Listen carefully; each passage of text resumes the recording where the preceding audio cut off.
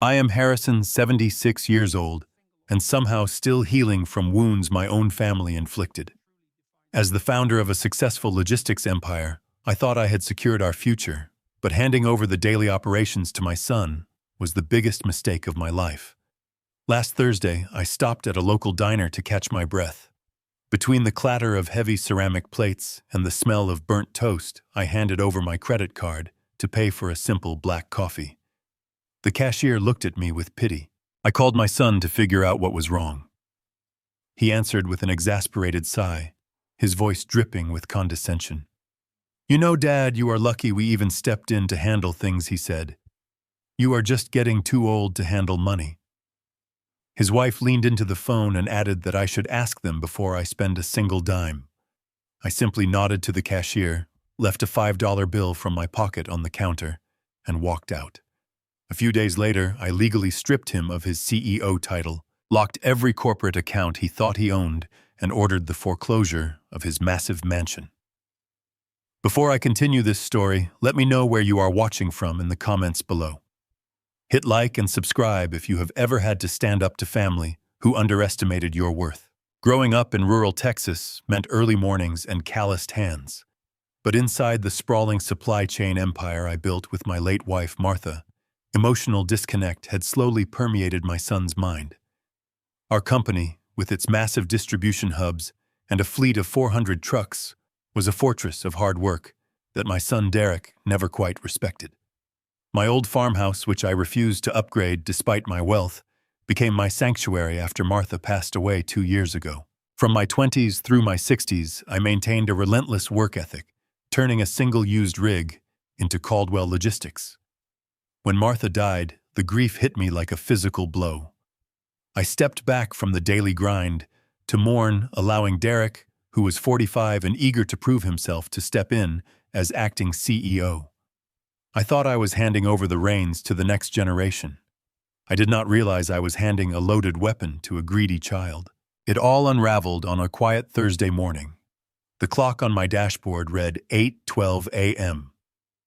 I had been up since dawn driving my old Ford F-150 down the interstate, listening to the familiar hum of the heavy tires on the pavement. I pulled into a highway diner I had frequented for over 3 decades. It was a modest place with faded vinyl booths and a neon sign that constantly buzzed. I sat at the front counter, ordered my usual $2.99 black coffee, and watched the morning commute rush by outside the dusty windows. When it was time to pay, I pulled out my wallet and slid my premium credit card across the scratched laminate counter. The young cashier, a girl who knew me by name, swiped it through her register. The machine beeped an angry, sharp tone. She tried it again carefully, wiping the magnetic strip on her apron, her brow furrowing in confusion.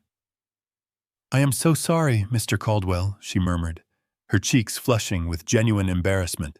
"It says the transaction is declined." I chuckled naturally, assuming it was a simple bank error or a security hold from buying gas earlier. I pulled out a different card, a corporate expense card connected to a completely separate financial institution. She inserted the chip. The exact same angry beep echoed over the diner chatter, loud enough to make the man sitting next to me turn his head. She looked at the terminal screen, her eyes widening slightly. "It says the account has been completely frozen, sir," she whispered, clearly trying not to draw the attention of the other patrons. A cold, heavy sensation settled deep in my stomach. A man who had signed million-dollar payroll checks for 40 consecutive years was suddenly unable to buy a cheap cup of diner coffee. I thanked the girl gently, offering her a reassuring smile. I reached into my worn leather wallet and pulled out a crumpled $5 bill to cover the small tab and leave her a tip. I walked out into the Texas heat, the bright morning sun suddenly feeling oppressive and harsh. I climbed into the cab of my truck, the worn vinyl seats creaking under my weight. I closed the door, shutting out the highway noise, pulled out my phone and dialed Derek. He answered on the 4th ring.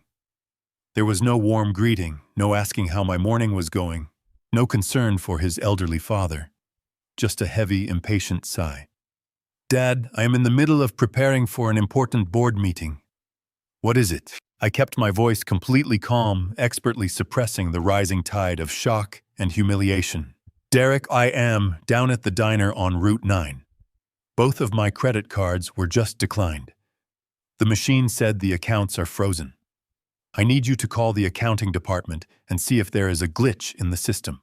There was a deliberate pause on the line. It was not a pause of confusion, but of cold calculation. Dad, the bank flagged some suspicious activity yesterday. Derek said, his tone shifting into something incredibly patronizing and slow, the way one might speak to a confused toddler. We went ahead and froze the cards. You are 76 years old, Dad. You are getting forgetful. Scammers target the elderly all the time. We are just protecting your assets from your own mistakes. I gripped the steering wheel, my knuckles turning white.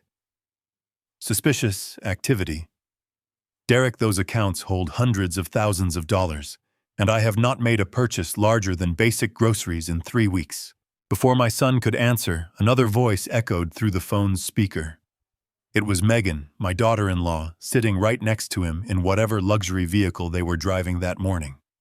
Dad, just stay home and water your tomatoes, she said, her voice sharp, arrogant, and dripping with thinly veiled contempt. We moved your retirement funds into a secure account managed by us. You do not need to be carrying all those cards around anyway. If you need anything, groceries, gas, or a doctor copay, you just text us 24 hours in advance.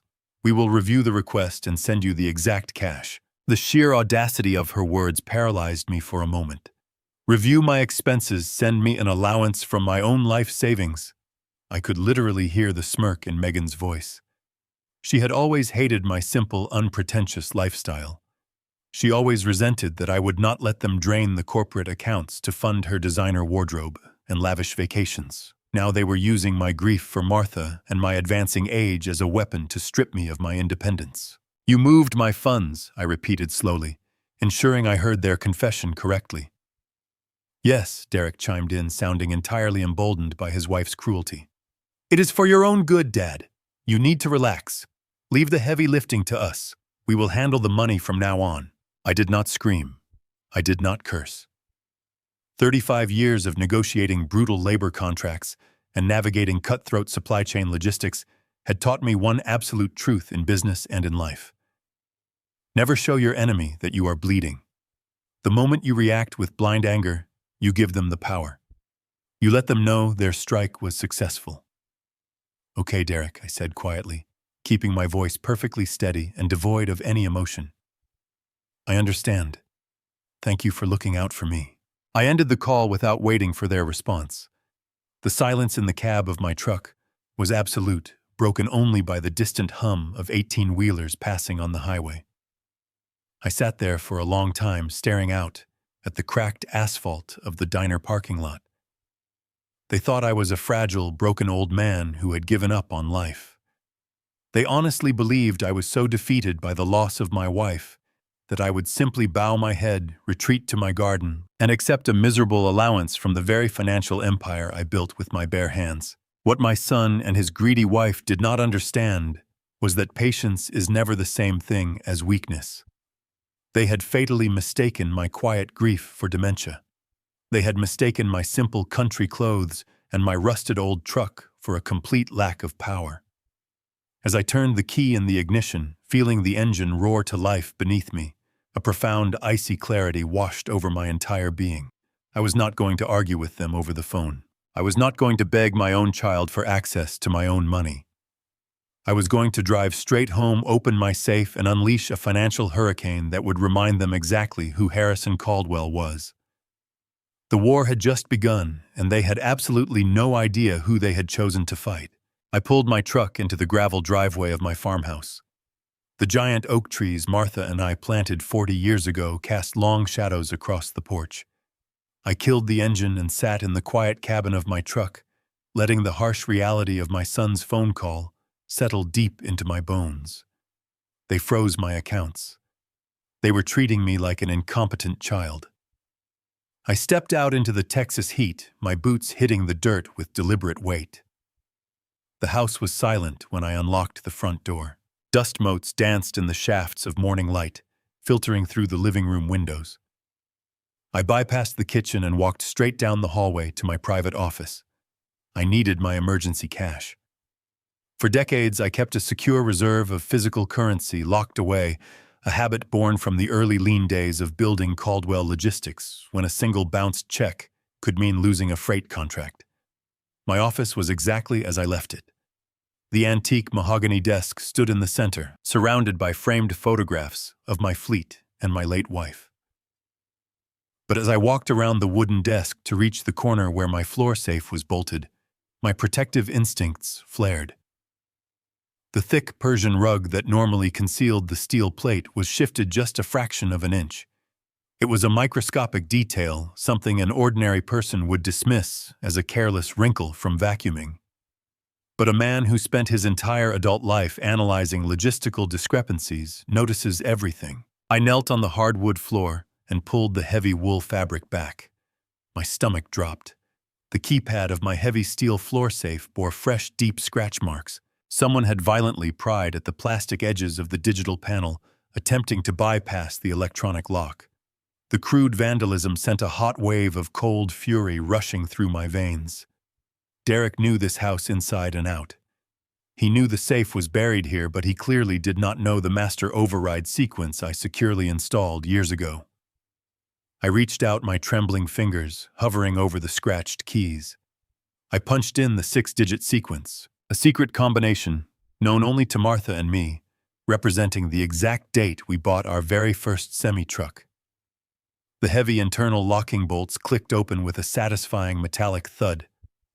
I pulled the heavy steel door upward, the hydraulic hinges groaning softly in the quiet room.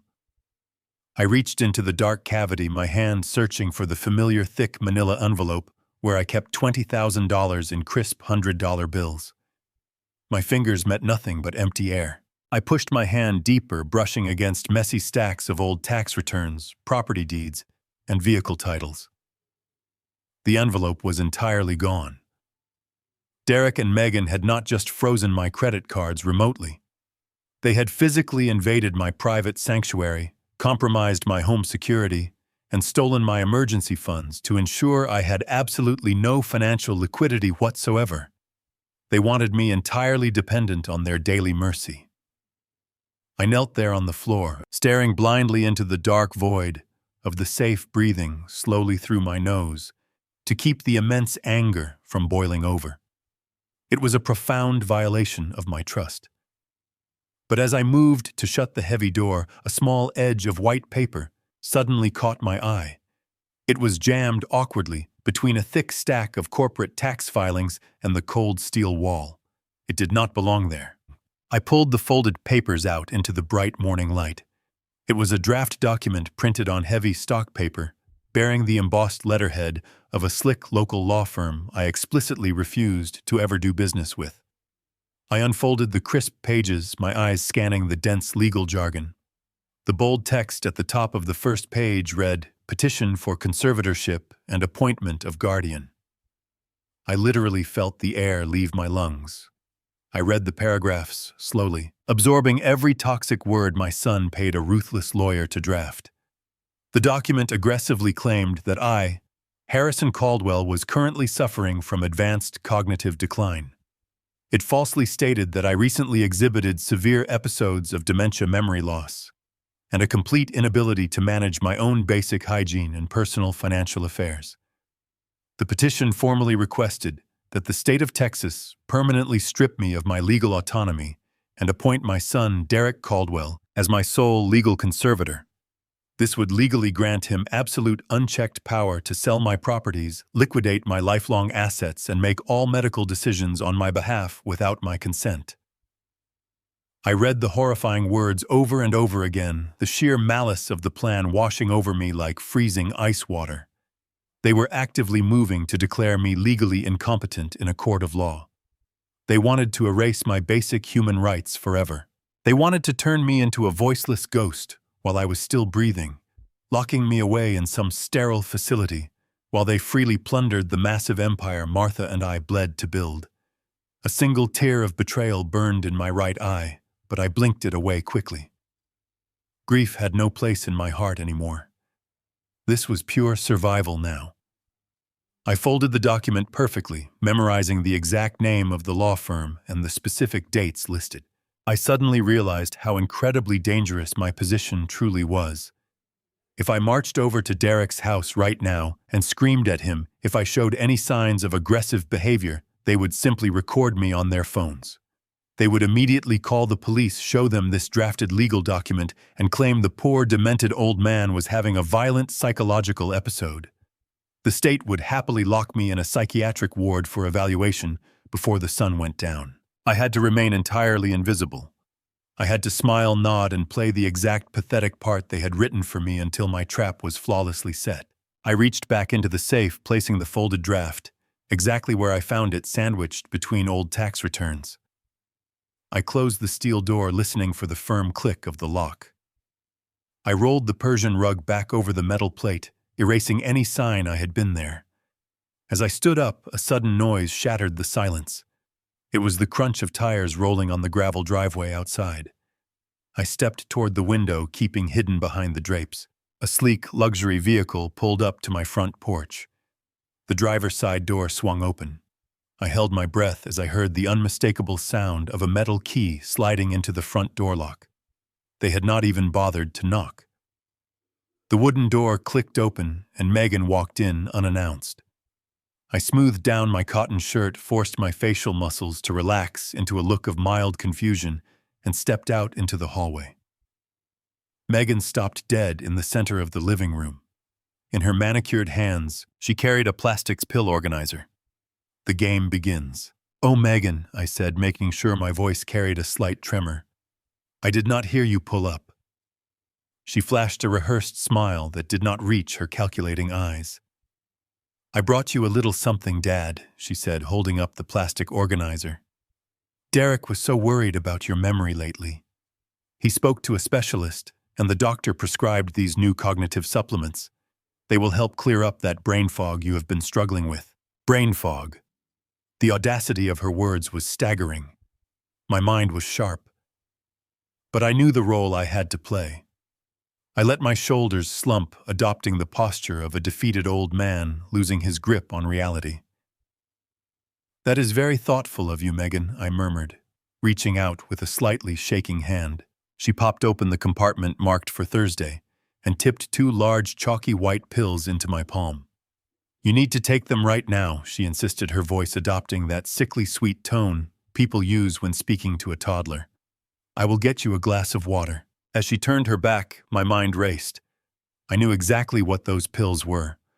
They were heavy sedatives designed to make me lethargic, confused, and perfectly compliant. They wanted me stumbling around the house in a chemical haze, creating the exact symptoms they had listed in their fraudulent conservatorship petition. Megan returned with a glass of tap water. "Drink up, Dad," she ordered softly, tracking my movement.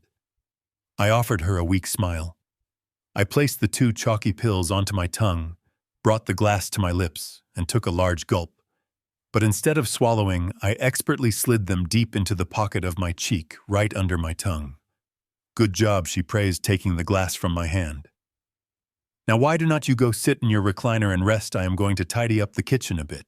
I nodded slowly and shuffled toward the living room window, putting distance between us. Behind me, I could hear the unmistakable sounds of Megan snooping. She was opening drawers she had no business opening, shifting through my mail and rustling through the pantry.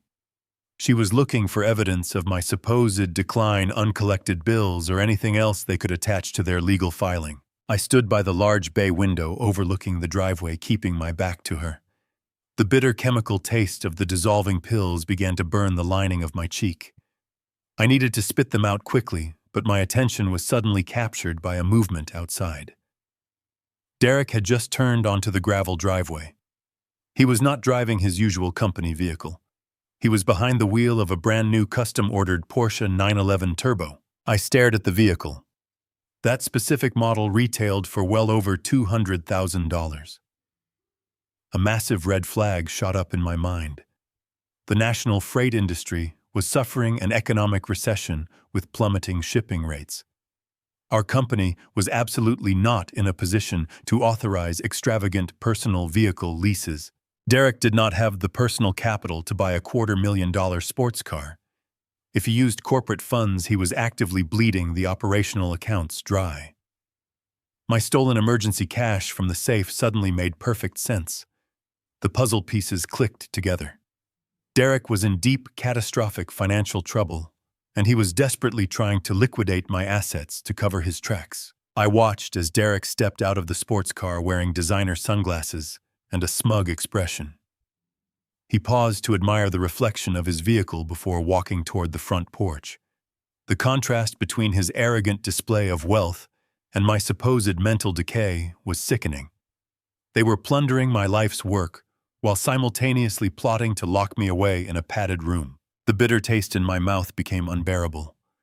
I pulled a thick cloth handkerchief from my pocket, turned my back completely to the kitchen, and pretended to suffer a harsh, rattling coughing fit.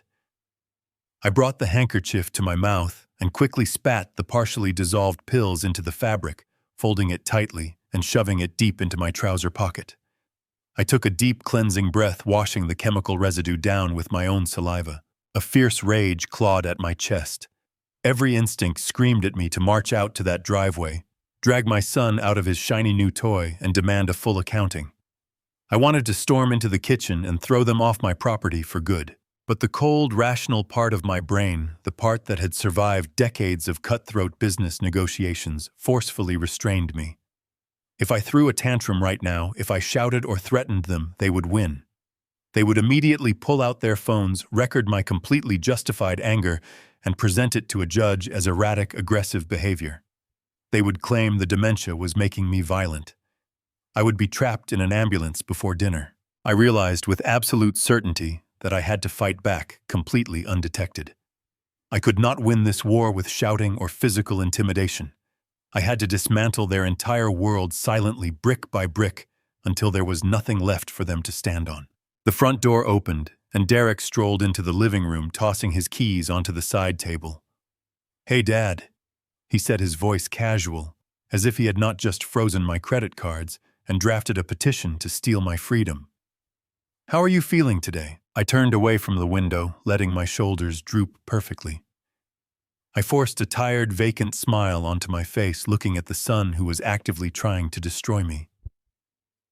"I am just a little tired, Derek," I replied softly, my voice perfectly conveying the weakness he expected to hear. "I think I am going to go lie down in my room for the rest of the day. The new medicine Megan gave me is making me awfully sleepy." Derek exchanged a triumphant, knowing look with Megan, who had just stepped out of the kitchen. "That is a great idea," Dad Derek said, unable to hide the smirk on his face. "You just go rest. We will take care of everything else out here." I nodded slowly and shuffled down the hallway toward my bedroom. I closed and locked the door silently. The act was over for the day. I stood in the center of my room, my posture straightening, the fake exhaustion instantly melting away. I pulled the handkerchief from my pocket and threw the toxic melting pills directly into the trash can. I did not feel tired. I felt a surge of adrenaline I had not experienced in 20 years. They thought they were burying a helpless old man. They did not realize they had just awakened a sleeping giant, and I was going to teach them exactly who controlled the board. The sun rose over the Texas plains the following morning, casting cold light across my floor. It was Friday. I spent the entire night awake beneath the quilt, mapping out my counterattack. I knew Derek and Megan would be watching closely, waiting for any misstep to drag me into a courtroom. I picked up my smartphone from the nightstand. My hands were perfectly steady. I opened my message thread with Derek and typed a carefully crafted lie. Feeling dizzy this morning, I wrote, ensuring my tone sounded like the frail man they wanted. The new medicine is making me sick. I am going to sleep all day. Do not bother coming over. I hit send. A minute later, his reply illuminated my screen. Get some rest. We will check on you tomorrow. I plugged the phone into the charger. I knew my son had installed location tracking software on my device under the guise of an emergency safety app. If the phone moved an inch, he would know. By leaving it tethered to the wall, his digital leash would tell him I was sleeping exactly where he left me. I dressed quickly in dark clothing, slipping on hiking boots I had not worn since Martha passed. I grabbed my wallet, my master keys, and tucked the folded conservatorship draft safely into my breast pocket. I opened my bedroom window instead of the front door, knowing the porch had a motion camera Derek installed last Christmas. I eased myself over the low wooden sill, dropping quietly into the garden dirt. At 76, sneaking out of my own home felt like a cruel irony, but adrenaline suppressed the ache in my joints. I bypassed the gravel driveway, entirely heading straight for the tree line at the back edge of my property. The morning air was growing thick and humid, clinging to my skin as I stepped into the shadows of the tall pines and mesquite brush. I had to walk an entire mile through the untamed woods to reach the old state highway bordering the county line. The terrain was rough, filled with twisted roots and thorny vines that snagged at my jeans. Every step required deliberate focus. Decades ago, Martha and I used to walk these exact trails when we first bought the land, dreaming of the logistics hub we would eventually build. Back then, my legs were strong. Now, my breath came in shallow rasps, and a dull pain radiated up my lower back. But I did not stop. The burning sensation in my muscles was nothing compared to the betrayal in my heart. I pushed through a thicket of tall grass, keeping my eyes fixed on the horizon. My son thought my world had shrunk to the size of a recliner. He failed to remember that a man who clawed his way up from nothing knows exactly how to navigate the dirt. After 40 arduous minutes, the trees finally began to thin out, and the constant rumble of highway traffic reached my ears. I stepped out onto the dusty shoulder of the two-lane road, wiping cold sweat from my forehead. I stood in the shade of a rusted billboard, waiting for a passing vehicle. I could have called a local car service, but I knew the dispatchers in our small town. Gossip spreads faster than a wildfire, and I could not risk word getting back to Derek that I was out wandering the county line. I waited patiently until a yellow city cab, likely returning from an airport drop-off, crested the hill. I raised my arm high. The driver hit his brakes, gravel crunching loudly as the heavy car pulled onto the dirt shoulder. I climbed into the back seat, the blast of air conditioning, a welcome relief against my damp skin.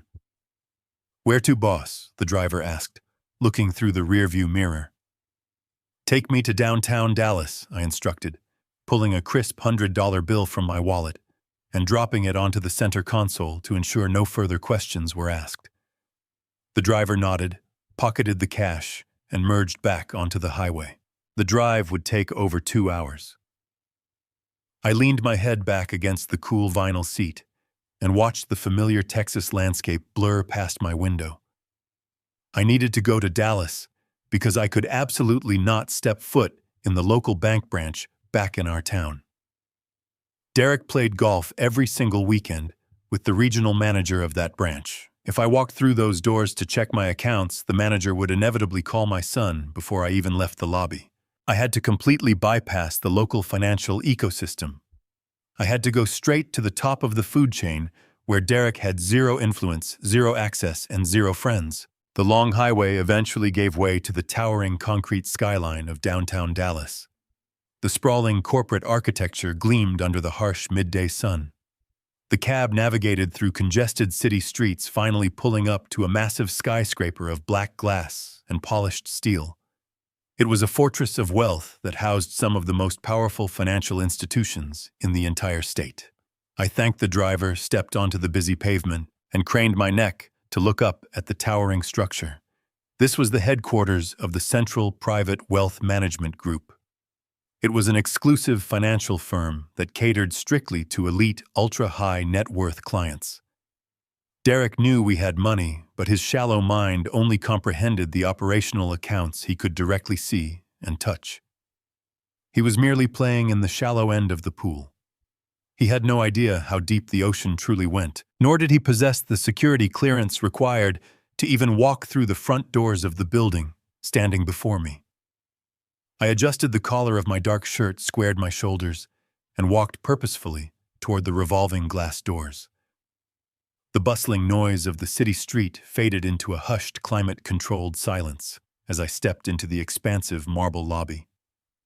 Security guards in tailored suits stood at the perimeter, observing every person who entered with quiet vigilance. I did not look like a millionaire.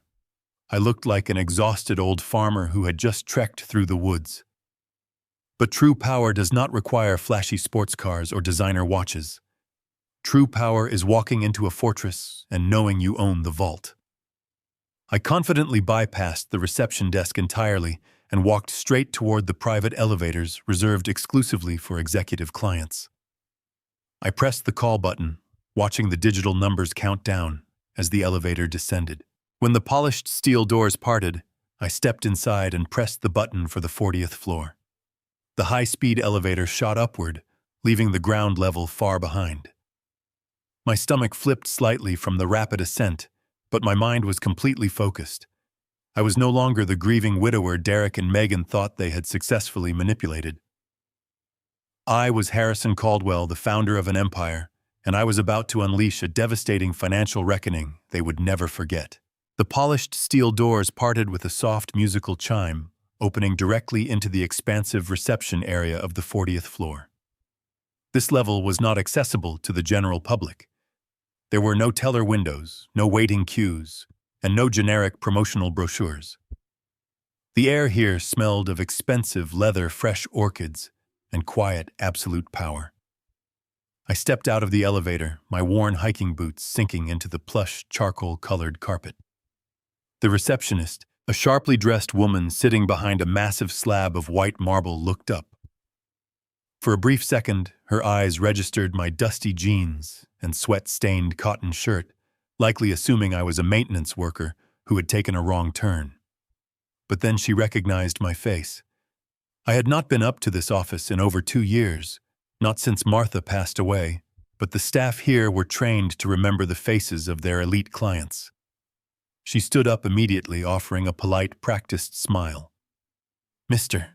Caldwell," she said, her voice dropping to a respectful hush. "It is an honor to see you again. We were not expecting you today." I offered a brief, polite nod. "I need to see Thomas right now. It is an absolute emergency."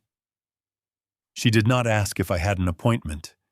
She simply picked up her sleek desk phone, pressed a single button, and spoke quietly into the receiver. Less than 10 seconds later, the heavy oak double doors at the end of the long corridor swung open. Thomas Gallagher stepped out. Thomas was 55 years old, impeccably groomed, and possessed the sharp, calculating eyes of a predatory hawk. He wore a tailored navy blue suit that cost more than my first delivery truck. He had been my personal wealth manager and primary legal counsel for over 2 decades. Thomas was ruthless, brilliant, and completely devoid of sentimentality when it came to business. It was exactly why I hired him all those years ago. He only possessed one absolute loyalty, and that was to me and the financial empire I paid him handsomely to protect. When he saw my disheveled appearance, his professional smile instantly vanished, replaced by a look of intense, hyper-focused concern. He walked quickly down the corridor to meet me, extending a firm hand. "Harrison," he said, his voice low and serious. "Come inside immediately." I followed him into his corner office. The room was massive, featuring floor-to-ceiling windows that offered a breathtaking panoramic view of the entire Dallas skyline.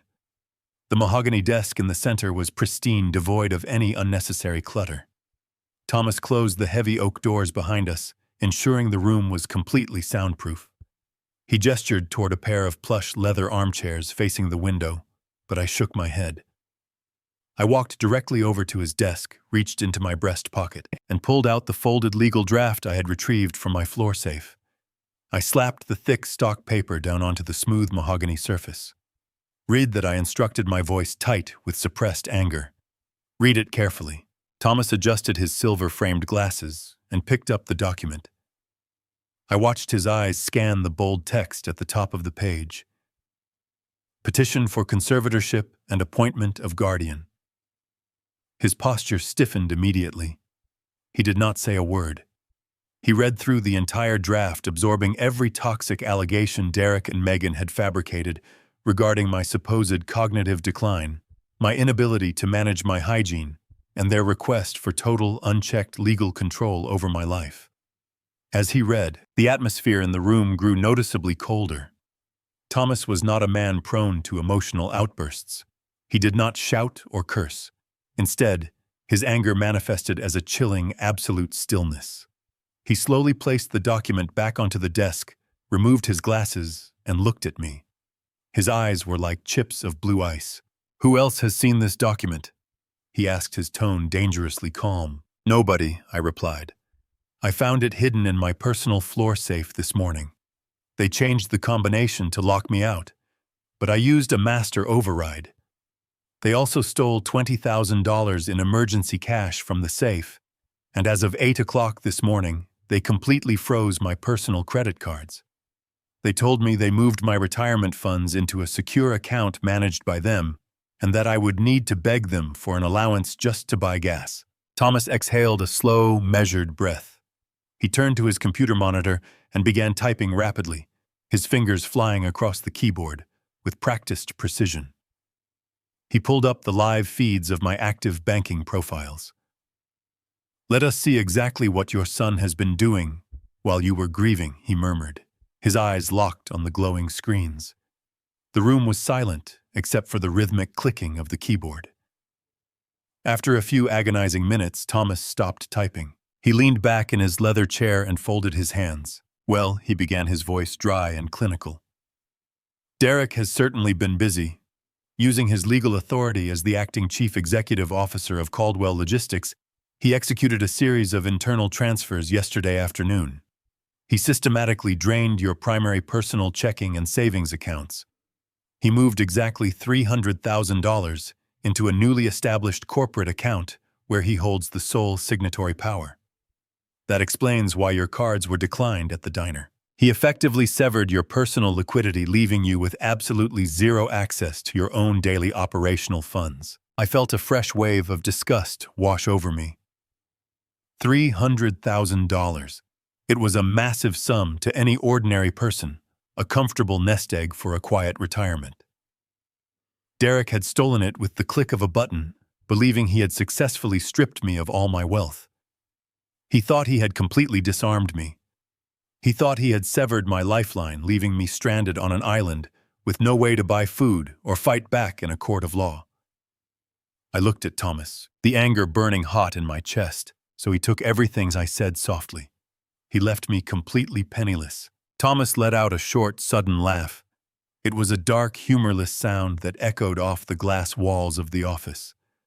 He picked up the fraudulent conservatorship petition and tossed it back onto the desk with a gesture of pure disdain. "Harrison," Thomas said, leaning forward and steepling his fingers, "your son is a dangerously arrogant fool. He stole your pocket change. He drained your checking account because in his small, limited mind, he believes that is the full extent of your personal wealth. He made a fatal, catastrophic assumption. He actually thinks that $300,000 and his temporary title as chief executive officer mean he holds the keys to the entire kingdom." I felt my posture straighten. "He only sees the surface, Harrison. He does not realize he is standing on a trapdoor, and you are the only one holding the lever." Thomas turned the sleek, high-definition monitor completely toward me. The screen displayed a complex web of financial flowcharts and legal hierarchies, a digital map of the empire I had spent 4 decades building from the ground up. He tapped a polished fingernail against a secure, encrypted folder sitting squarely in the center of his desktop display. The title of the file was simple, but it carried the weight of my entire legacy. The Caldwell Family Trust. I stared at those words, and a sudden, profound wave of gratitude for my late wife washed over me. 30 years ago, when Caldwell Logistics was rapidly transitioning from a modest regional carrier into a massive statewide freight powerhouse, it was Martha who possessed the ultimate foresight. She sat me down at our scratched kitchen table one evening, sliding a stack of estate planning brochures toward me. She insisted that we completely insulate our hard-earned assets from the unpredictable chaos of the corporate world, and more importantly, from the potential entitlement of future generations. She never wanted our success to ruin our children. Because of her brilliant, unyielding insistence, we hired Thomas to construct an impenetrable legal fortress. We placed absolutely everything inside of it. Thomas rested his elbows on the desk, his sharp blue eyes locking onto mine. Derek stole $300,000 from your personal unsecured checking account. He explained, his voice smooth and methodical. He was legally able to do that because you temporarily granted him acting chief executive officer privileges when Martha passed away, allowing him to manage your basic day-to-day operational expenses. He thinks he just drained the main reservoir. But Harrison, that checking account is nothing more than a leaky bucket sitting beside a vast, hidden ocean. Thomas clicked his wireless mouse, opening the master portfolio of the trust. The sheer scale of the numbers filling the screen was staggering. Your son is a glorified employee. Thomas continued, his tone devoid of any sympathy. Derek does not own a single share of Caldwell Logistics. He holds absolutely zero corporate equity. He does not own the massive commercial distribution hubs in Houston, Austin, or San Antonio. He does not own the fleet of 400 heavy-duty semi-trucks currently hauling freight across the state. He does not even own the 10,000-square-foot luxury mansion in that gated community where he and Megan sleep every single night. The Caldwell Family Trust owns every single bolt, brick, and tire. And you, Harrison, are the sole living trustee. I leaned back in the plush leather chair, the immense reality of my position finally settling over me. Derek was drawing a handsome salary, but he was essentially a tenant living in a house I owned, driving cars I financed, and managing a company where he was nothing more than a highly compensated worker. I could terminate his employment, evict him from his lavish home, and strip him of his corporate titles with a single stroke of my pen. The current valuation of the trust stands at roughly $85 million, Thomas stated calmly, leaning back and crossing his arms. It is completely insulated from his executive reach. The only way anyone besides you could ever access, sell, or leverage those massive underlying assets is if you were legally incapacitated or deceased. The room fell completely silent for a long moment, as the heavy implications of his words hung in the air. I looked down at the fraudulent conservatorship petition resting on the mahogany desk. A chilling realization began to creep down the back of my neck. If Derek already successfully stole my operational cash, I asked slowly, trying to piece together the dark puzzle of my son's mind. And if he currently enjoys a massive salary, a free luxury mansion, and complete control over the daily logistics operations, why would he take the enormous illegal risk of filing for a formal conservatorship? Why would he actively try to have the state declare me mentally incompetent with fake medical documents? He was already living like a king on my dime. What more could he possibly need? Thomas did not smile. The predatory sharpness in his eyes intensified. That is the $85 million question, Harrison. He picked up his gold fountain pen and rolled it thoughtfully between his fingers. Greedy people are rarely proactive. They are almost always reactive. Your son is not filing this petition to gain control of your wealth for some future luxury. He is filing it because he is backed into a desperate corner right now. Conservatorship gives the guardian the absolute legal authority to override a trust and liquidate massive fixed assets like real estate or corporate fleets. My mind flashed back to the scene I had witnessed just a few hours earlier. The bright morning sun reflecting off the polished hood of Derek's new $200,000 sports car. The national freight industry was experiencing a brutal economic downturn. Our profit margins were razor-thin this quarter. There was absolutely no legitimate way Caldwell Logistics could afford an extravagant vehicle lease of that magnitude without triggering massive internal alarms. Derek is bleeding money, I said, my voice barely more than a harsh whisper. He pulled up to my house this morning in a brand new custom-ordered Porsche. Thomas stopped rolling the pen. His jaw tightened. A new Porsche.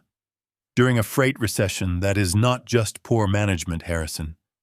That is the behavior of a man trying to project wealth while his actual foundation is crumbling.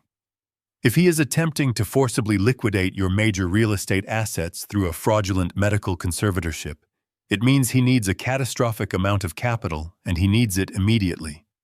He has likely leveraged something he had no right to leverage. We need to look inside the company, I said, leaning forward, the shock of the morning completely replaced by the cold, calculating instincts of a business founder.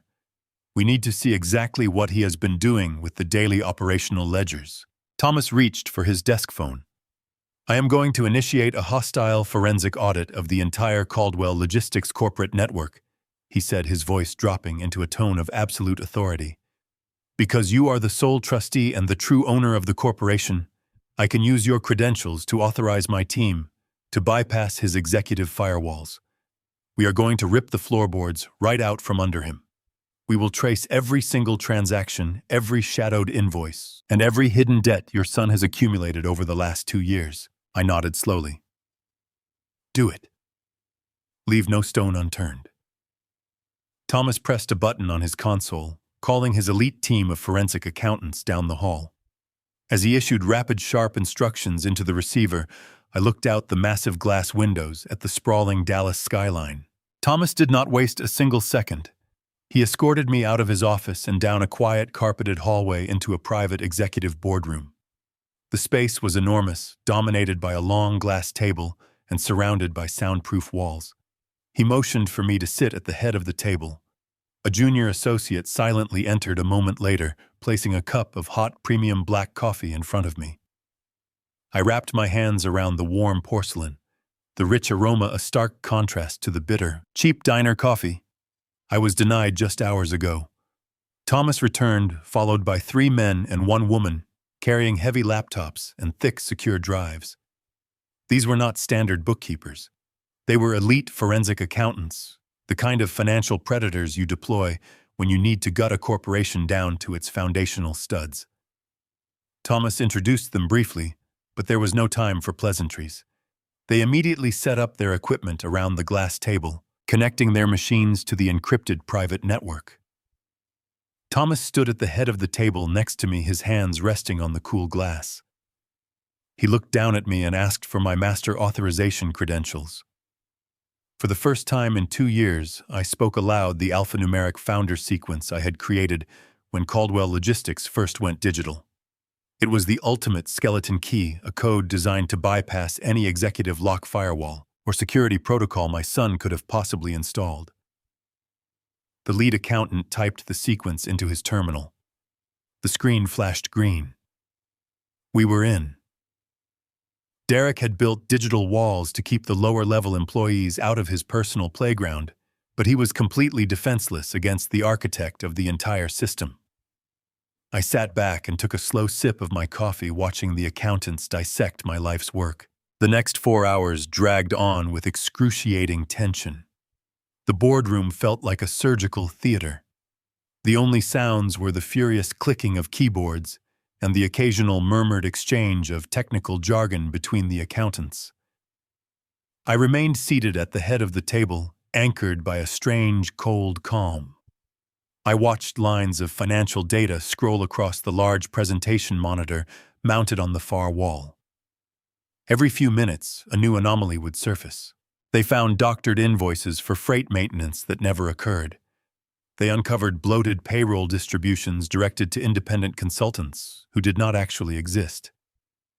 The capital bleeding was systematic, aggressive, and incredibly sloppy. Derek was treating the corporate operational accounts like his own personal casino. I felt a deep, hollow ache in my chest as I watched the numbers roll by. I had spent 40 years teaching that boy the value of a hard-earned dollar.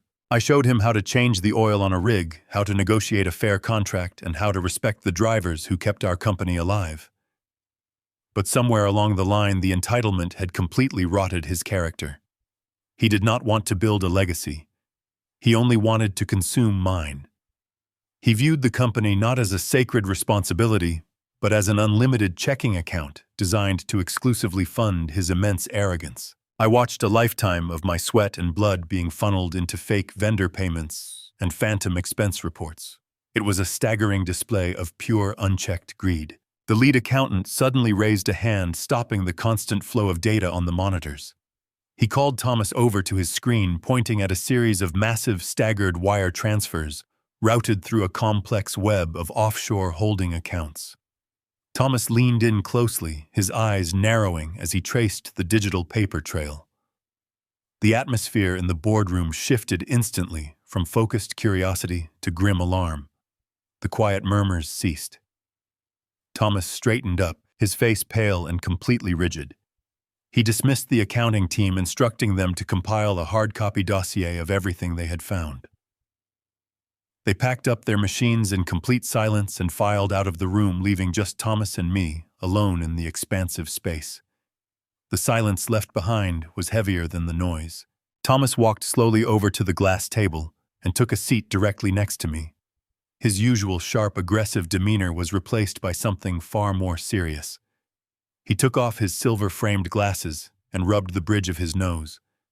"Harrison," he began, his voice barely above a whisper.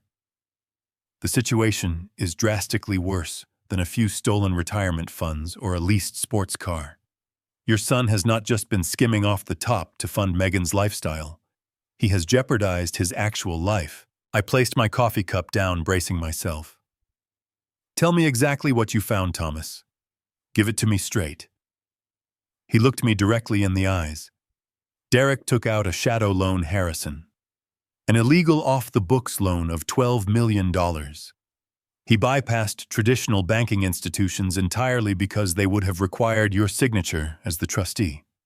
Instead, he went to a private, unlicensed lending syndicate. He borrowed money from extremely dangerous people who do not send collection letters when you miss a payment. I felt my blood run cold. $12 million, I asked, my voice tight. What could he possibly need $12 million for in cash? Thomas sighed heavily. Megan's brother, Richard. Richard has been pushing a massive fraudulent commercial real estate development on the outskirts of Austin. It was a Ponzi scheme disguised as a luxury retail park. Derek funneled the entire $12 million into Richard's shell company, expecting a massive rapid return on investment. He thought he could double the money, pay back the dangerous lenders, and pocket the difference before you or I ever noticed. But the development collapsed 3 weeks ago. The state investigators seized the land, Richard fled the country, and the $12 million evaporated into thin air. Derek is completely underwater, and the syndicate is calling in his debt. That is why they need the conservatorship so desperately. They need to declare you legally incompetent, so Derek can force the sale of the main Dallas distribution hub to save his own skin. If he does not pay those lenders by next week, they will not just take his cars. They will take his life. The sheer magnitude of the betrayal hit me like a physical blow. They were not just stealing my money. They were trying to erase my sanity to cover up a catastrophic criminal disaster. I sat absolutely paralyzed by the weight of the revelation. My flesh and blood had conspired to lock me inside a psychiatric ward, hoping I would rot away in a drugged stupor, while he liquidated the foundation of my life to pay off criminals. The grief that had consumed me since Martha passed instantly vanished, eradicated by a searing, pure, and unbreakable resolve. Derek had brought a war to my doorstep, armed with lies, manipulation, and profound arrogance. He believed he held all the cards. He believed I was a helpless fool, but he forgot who taught him how to play the game. I sat perfectly still, letting the heavy silence wrap around us. Thomas stood by the table, his expression tight with concern. $12 million, I repeated. He borrowed $12 million from criminals to fund a strip mall built on sand. Thomas nodded slowly. Richard approached him 6 months ago, he explained. Megan's brother has always been a smooth talker. He pitched a massive luxury retail development near the Austin Tech corridor. He promised Derek guaranteed returns within a single quarter. Richard claimed he had city council members in his pocket and zoning permits practically signed. All he needed was an immediate injection of cash to secure the contracts before institutional investors caught wind of the project. Derek saw an opportunity to finally step out of your shadow, Thomas continued. He wanted to double the Caldwell fortune overnight. But he could not go to a legitimate bank for a loan of that size. Any underwriter would demand to see the collateral immediately, discovering the company was owned by the trust. They would require your signature as the sole trustee. So, blinded by arrogance and his wife's whispering, your son sought alternative financing. I felt a cold knot tighten.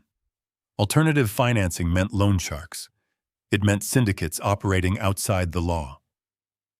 These were not men who sat in boardrooms negotiating grace periods. These were individuals who dealt in fear and brutal consequences. When Richard's scheme collapsed 3 weeks ago, the money did not just vanish. It was absorbed by a fraudulent void, leaving Derek holding a massive bag. The syndicate is not asking for their money back politely, Thomas said, pulling a fresh folder from his briefcase. They demand immediate repayment in full plus exorbitant interest. They do not care about the freight recession. They only care that Derek owes them $12 million, and they have given him a strict deadline to produce the cash. I looked at the folder. What is that? I asked, my voice steadying as shock gave way to a chilling resolve. This is the hurdle your son slammed into last week, Thomas replied, sliding the folder toward me. Inside was a commercial real estate listing agreement ready for execution. It listed the primary Dallas distribution hub of Caldwell Logistics. The proposed asking price was exactly $15 million. It was our crown jewel, the most profitable operational center in our network. Derek tried to sell the Dallas hub, Thomas stated flatly. He quietly secured a buyer willing to pay in cash for an expedited closing. Derek was going to sell the property, pay off the underground syndicate, and pocket the remaining $3 million. He thought he could finalize the sale and simply lease the property back without you ever knowing the title changed hands. I stared intently at the forged signatures on the preliminary legal documents, feeling a surge of disgust. And why did the secret commercial sale not go through? I asked, tracing my index finger slowly over the blue ink. Because of the legal fortress Martha forced us to build 30 years ago, Thomas replied. Derek pushed the paperwork to the title company. But the moment their underwriters pulled the official records, red flags went up. The title company immediately blocked the transaction. They informed your son that he had zero legal authority to sell the hub because Derek does not own it. Caldwell Logistics does not even own it. The Caldwell Family Trust owns the land, the building, and every single truck. The pieces of the puzzle slammed into place with devastating clarity. I leaned back in my chair. The realization was a physical weight pressing down on my chest. Derek was completely trapped. The syndicate was breathing down his neck, threatening his life and his shiny new world. He tried to sell the company assets out from under me to save himself, but the trust stood in his way like a concrete wall. The only person on earth who held the legal authority to pierce that wall and sell the Dallas hub was me. He needs me out of the way, I whispered, the horrifying truth settling in. He cannot force the sale unless he controls the trust. And the only way he can control the trust is if the sole trustee is declared legally incompetent. Thomas nodded grimly. Exactly, Harrison. If a judge grants his petition for conservatorship, Derek becomes your legal guardian. He would instantly gain absolute legal power to bypass the trust protections. He could liquidate the Dallas hub, pay off his creditors, and secure his survival. He needs a judge to look at you and see a broken, demented old man who can no longer manage his affairs. The events of the morning suddenly took on a sinister, coordinated meaning. They did not freeze my credit cards because they were worried about scammers. They froze them to completely cut off my access to independent legal counsel and basic resources. They wanted me starved out, frightened, and isolated. They stole the $20,000 in cash from my floor safe to pay corrupt lawyers to draft the petition. And the pills. The heavy, chalky sedatives Megan tried to force down my throat just hours ago. They are trying to drug me, I said, my voice hardening into a blade of pure ice. Megan brought me new medication this morning. She claimed it was for my memory. They wanted me stumbling around the farmhouse in a chemical haze. When the state evaluators arrived to assess my mental competence, they would find a confused old man who cannot even buy a cup of coffee. The narrative would be completely perfect. They are manufacturing your dementia, Thomas confirmed, closing the folder. It is a synchronized, desperate attack. They are not acting out of malice alone, Harrison. They are acting out of pure, unadulterated terror. The people Derek owes money to will not hesitate to break his legs or worse. Your son is perfectly willing to bury you alive in a psychiatric ward if it means he gets to walk away clean. I sat in the quiet boardroom, letting the profound darkness of my son's betrayal wash over me. He was perfectly willing to strip away my freedom, my dignity, and my entire life's work just to cover up his own catastrophic stupidity. He wanted to throw me away like garbage to save himself. The grief I had carried for the boy I raised completely evaporated in that exact moment. It was replaced by something far more powerful. A cold, absolute resolve settled deep within my chest. They wanted to play a high-stakes game with my life. They wanted to steal my legacy and lock me in a cage, treating me like a disposable nuisance. But they had made one fatal mistake in their desperate panic. They had left me fully awake, fully aware, and standing securely aside the very fortress they were blindly trying to breach. I looked across the table at Thomas, the ruthless architect of my financial empire. The time for mourning was officially over. Now it was time to respond. I sat in the high-backed leather chair and considered his words. The thought of Derek in handcuffs, stripped of his custom-tailored suits, and led away in disgrace offered a brief, fleeting sense of justice.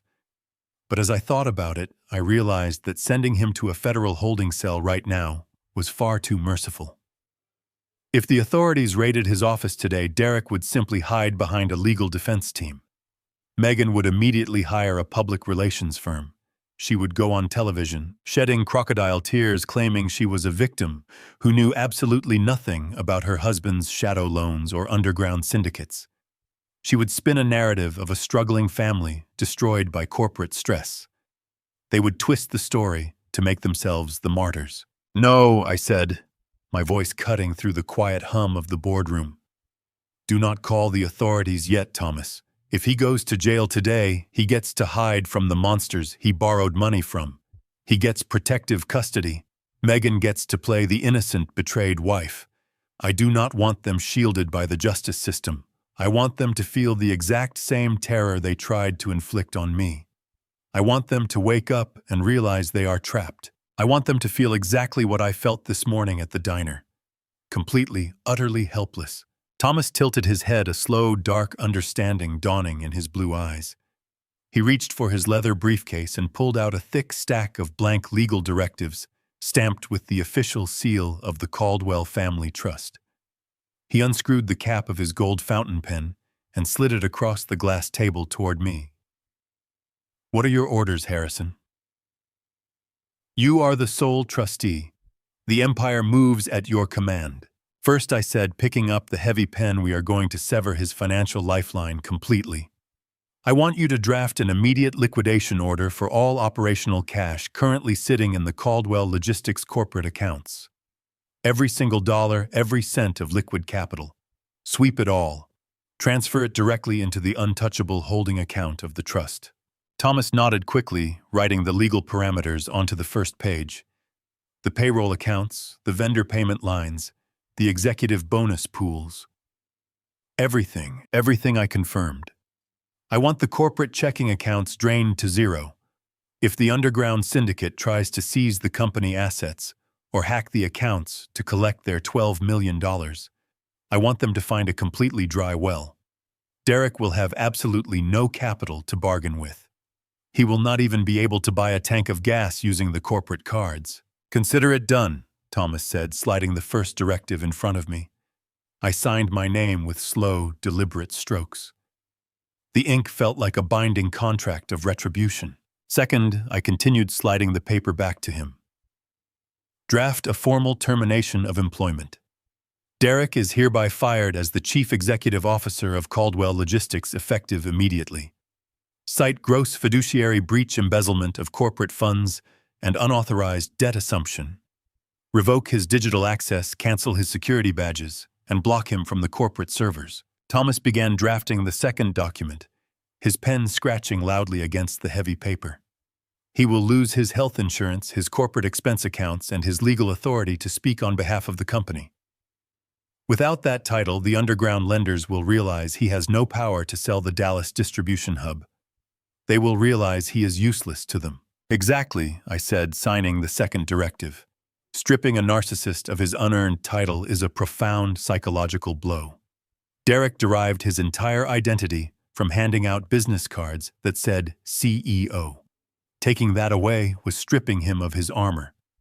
And the third directive, Thomas asked, anticipating my next move. The mansion, I said, my tone hardening. The 10,000 square foot estate they are currently occupying. That property is owned by the trust. Derek and Megan are nothing more than glorified tenants on a discretionary lease. Revoke that lease immediately. Draft the paperwork for an emergency eviction and initiate foreclosure proceedings on the property. I want the locks changed and the estate listed for auction. Thomas looked up, a rare, genuine smile touching the corners of his mouth. Megan just completely remodeled the kitchen and the master suite. She considers that house her personal castle. It is not her castle, I corrected him. It is my property. And they have 60 minutes to pack a single bag and leave before the local sheriff arrests them for criminal trespassing. They want to put me in a sterile room in a psychiatric ward. Let us see how much they enjoy looking for a cheap motel room with no credit cards and no cash. I signed the final directive, pressing the pen down so hard it nearly tore through the heavy paper. The 3 documents sat on the glass table, a trinity of absolute financial destruction. They represented the total dismantling of Derek's stolen life. In 3 simple signatures, I had vaporized his wealth, his career, and his home. Thomas gathered the documents and carefully placed them inside a secure leather portfolio. I will have my legal team file these with the corporate banks and the county clerk. I can have the local authorities at his front door within 2 hours, Harrison. We can drop the hammer by sunset. No, I said softly, looking out the massive window at the sprawling city. We wait. Wait, Thomas asked, pausing. The longer we wait, the more time he has to secure the fraudulent conservatorship. He needs a judge to sign that petition, I explained. Courts are closed for the weekend. The earliest he can file his fake medical documents and request an emergency hearing is Monday morning. He thinks he has the entire weekend to gloat. He thinks he has me cornered, drugged, and defeated. Let him enjoy his weekend. Let him feel invincible. I want him to believe his plan has worked perfectly. I turned back to Thomas, leaning forward and resting my forearms on the glass. I want you to time lock all 3 of these legal directives. Schedule the bank sweeps, the termination emails, and the eviction notices to execute simultaneously at exactly 10 o'clock on Monday morning. Not a minute before and not a minute after. 10 o'clock on Monday, Thomas repeated, nodding slowly as he understood the strategic cruelty of the timing. Right as the business week begins. Right as his creditors expect their payment. Yes, I said. I am going to go back to my farmhouse. I am going to climb into my bed, and I am going to play the part of the pathetic, confused old man he wants me to be. I will let them bring their corrupt doctors. I will let them threaten me with an ambulance. I will sit in my chair and look him in the eye while he thinks he is winning. And then at exactly 10 o'clock on Monday morning, the entire foundation of his life is going to collapse beneath his feet. Thomas locked his briefcase and stood up, smoothing his tailored suit jacket. It will be a bloodbath, Harrison. The fallout will be catastrophic. When those accounts drain to zero, the people he owes money to will not hesitate to come after him. He dug his own grave, I replied, standing up to join him. He borrowed money from the devil to steal from his father. It is time he learned what happens when the devil comes to collect. Now get me a cab. I have to go home and water my tomatoes. The elevator ride down from Thomas Gallagher's office felt infinitely faster than the journey up. I stepped out of the gleaming glass tower and into the blistering afternoon heat of downtown Dallas. I did not linger. I hailed a passing city cab, handed the driver a thick stack of cash, and gave him the coordinates for the county highway intersection situated a mile behind my rural property. The long ride back was a quiet blur of passing concrete and sprawling scrubland. I stared out the window, processing the sheer magnitude of the trap I had just armed. I had effectively signed the death warrant of my own son's stolen lifestyle. There was no going back now. The cab dropped me off at the dusty shoulder of the road, just as the sun began its slow descent toward the horizon, casting long, bruised shadows across the dense Texas brush. I stepped into the thick woods, retracing my exact path from the morning. The heat of the day had baked the earth, and the dry air clawed at my lungs with every single step I took. My 76-year-old knees ached with a dull, throbbing intensity protesting the miles of rough terrain. Thorns tore at my jeans and low-hanging branches scraped my arms, but I pushed forward with a relentless mechanical rhythm. I could not afford to be late. If Derek decided to drop by the farmhouse to monitor the effects of his toxic sedatives and found my bed empty, the entire element of surprise would completely vanish. He would panic, accelerate his timeline, and potentially ruin the perfectly synchronized financial detonation Thomas and I had meticulously orchestrated. I finally broke through the dense tree line and saw the familiar silhouette of my farmhouse bathed in the golden hour light. The driveway was completely empty. I had beaten him here. I moved quickly across the backyard, keeping my body low to avoid the sightlines of the front porch motion cameras. I reached my bedroom window, pushed the wooden sash upward, and hauled my exhausted body over the sill, tumbling onto the carpeted floor with a heavy thud. I was breathing hard, my shirt soaked with cold sweat. I stripped off my dusty boots, threw my soiled clothes into the bottom of the laundry hamper, and quickly pulled on a pair of loose, worn pajamas. I smoothed my hair to make it look unkempt, and climbed into the unmade bed, pulling the thick quilt up to my chest. I focused on slowing my heart rate, forcing my breathing into a shallow, ragged rhythm. Less than 3 minutes later, the unmistakable crunch of heavy tires rolling over the gravel driveway echoed through the quiet house. A car door slammed shut. Heavy, confident footsteps marched up the wooden steps of the front porch. The front door unlocked and pushed open without a single knock. Derek had arrived to inspect his handiwork. I lay perfectly still in the dim light of the bedroom, closing my eyes and relaxing my facial muscles into a mask of total slackness. The heavy footsteps moved down the hallway, pausing just outside my slightly ajar door. The hinges creaked as Derek pushed the door open entirely. He stood in the threshold, a dark silhouette against the bright hallway light. I let out a low, confused groan, shifting weakly under the heavy quilt. I slowly opened my eyes, blinking, as if the ambient light was entirely too harsh to bear. I squinted at the tall figure in the doorway, projecting a profound, hollow emptiness into my gaze. "Who is there?" I mumbled, letting my voice crack and waver perfectly. "Is that you, Martha?" I asked, intentionally using my late wife's name to sell the absolute depth of my supposed cognitive decline. Derek stepped fully into the room, looking down at me. The expression on his face was one of pure, unadulterated disgust. It was the exact look a man gives to a piece of rotting garbage blocking his path. "It is Derek, Dad," he said, his voice flat and completely devoid of any filial affection. "Mom has been gone for 2 years. You are confused again." I raised a trembling hand to my forehead, rubbing my temples as if trying to clear a dense, impenetrable fog from my failing brain. "Derek," I whispered weakly, "what day is it? Why is it so dark in here? I feel so incredibly tired. My head is swimming." Derek did not move to turn on a light. He did not step forward to comfort his struggling father. He simply stood there analyzing my artificial symptoms with clinical satisfaction. "It is Friday evening, Dad," he replied coldly. "You took your new medicine this morning, remember? It is just making you drowsy. You need to stay in bed and rest. We will take care of everything. You do not need to worry about a single thing anymore." I let my hand fall limply back onto the mattress. I closed my eyes and let out a soft, defeated sigh, turning my face into the pillow. I heard the faint, distinct sound of a smartphone unlocking. I opened my eyes just a fraction of a millimeter, peering through my eyelashes. Derek was standing in the center of my bedroom, his thumbs moving rapidly across the glowing screen of his expensive phone. I knew exactly what he was typing to his demanding wife. The pills are working.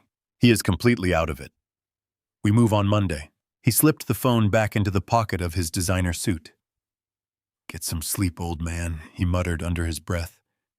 He turned on his heel and walked out of the room, pulling the heavy wooden door shut behind him. The brass lock clicked firmly into place. I heard his heavy footsteps echo down the long hallway, followed by the opening and closing of the front door. The engine of his $250,000 sports car roared to life, kicking up gravel as he sped away from the farmhouse. I lay in the absolute darkness of my bedroom, the suffocating silence rushing back in to fill the empty space. I did not move a single muscle for a very long time. I just stared up at the invisible ceiling, letting the harsh reality of the encounter wash over my entire being.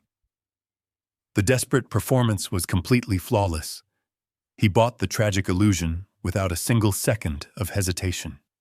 He truly believed I was a broken, demented shell of a human being, ready to be swept into a psychiatric facility without putting up a fight. But as I lay there, a profound, suffocating sorrow began to pool deep in my chest. I was not mourning the impending loss of my company, nor was I mourning the temporary betrayal of my accumulated wealth. I was mourning the bright, innocent boy my son used to be. I clearly remembered a blistering summer afternoon decades ago, when Derek was just 10 years old.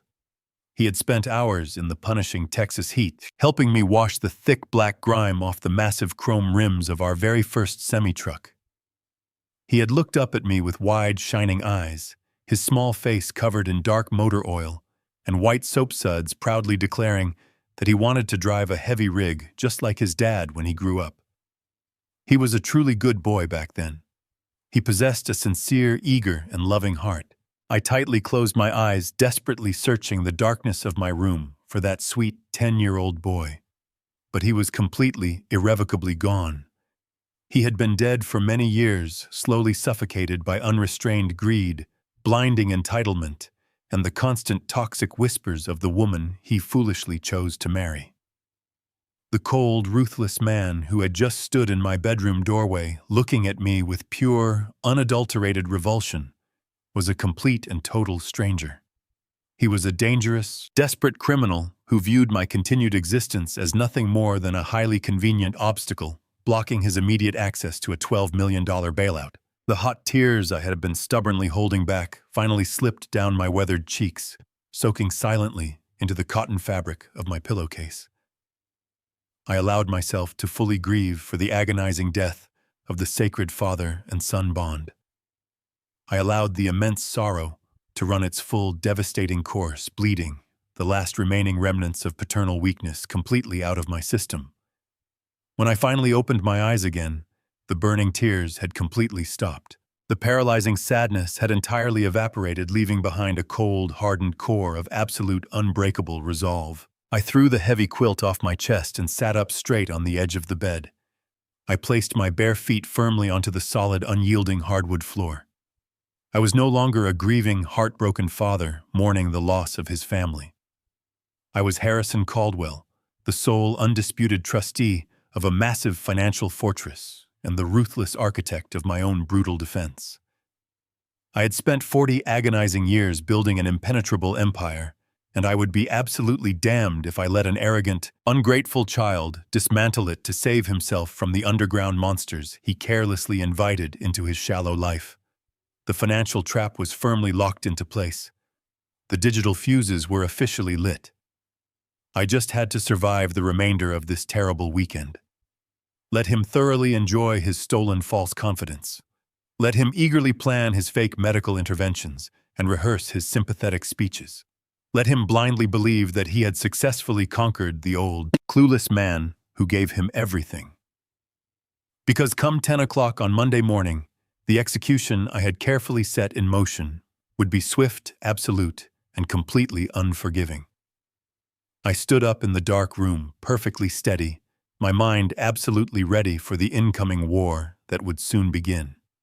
There would be no mercy left for anyone who tried to steal my hard-earned legacy. Saturday morning arrived with suffocating humidity pressing against the thick windows of my Texas farmhouse. I spent the early hours sitting in my worn armchair, sipping dark coffee and listening to the rhythmic ticking of the grandfather clock in the hallway. I was simply waiting in the quiet house, gathering my strength for the confrontation. I knew my son and his greedy wife would not waste their precious weekend.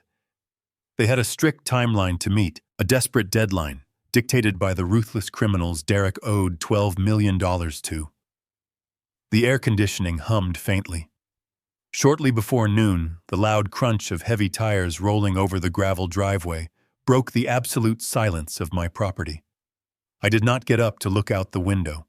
I placed my coffee cup down onto the side table and let my shoulders slump forward instantly, adopting the broken posture of the fragile, fading old man they so desperately needed me to be. The heavy oak front door opened with its usual loud, echoing creak. Megan called out my name in that sickly sweet, condescending tone she reserved exclusively for her manipulative performances. She walked into the living room carrying a large paper bag from an expensive local bakery. Right behind her stepped a tall, serious man I had never seen before.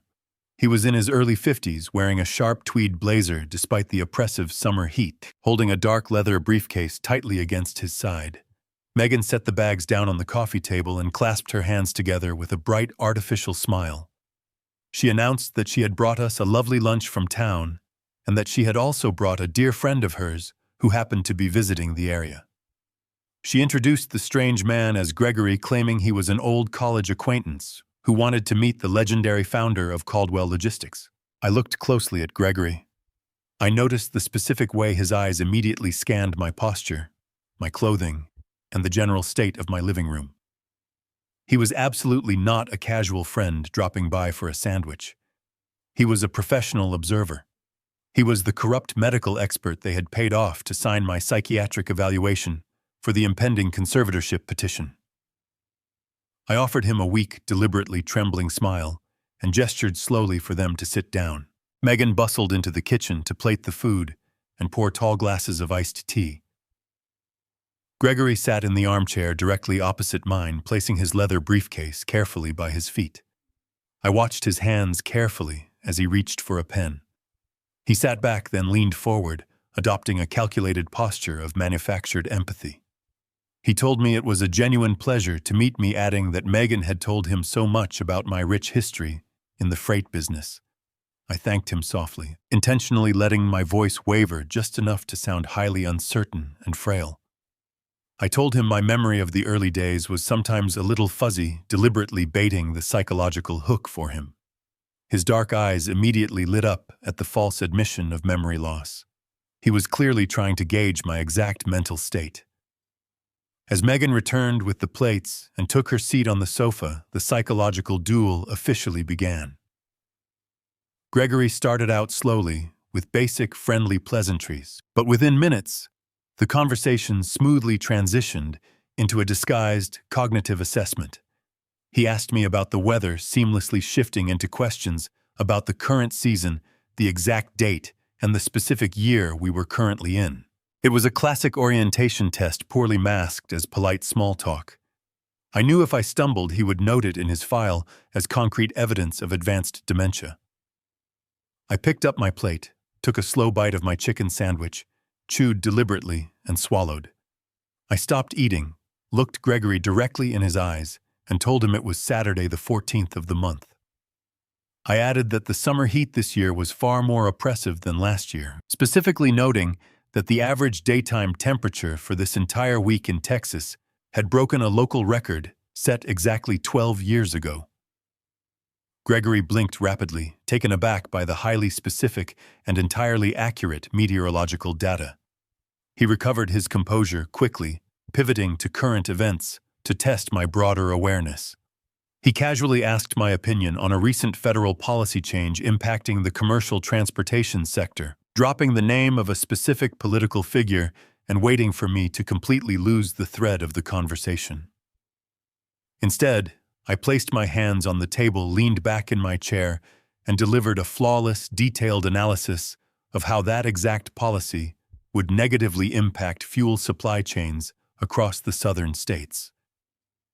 I wanted to leave absolutely no room for any misinterpretation of my mental faculties. I cited current wholesale diesel prices down to the exact cent. I referenced a specific logistics journal article published just 3 days prior.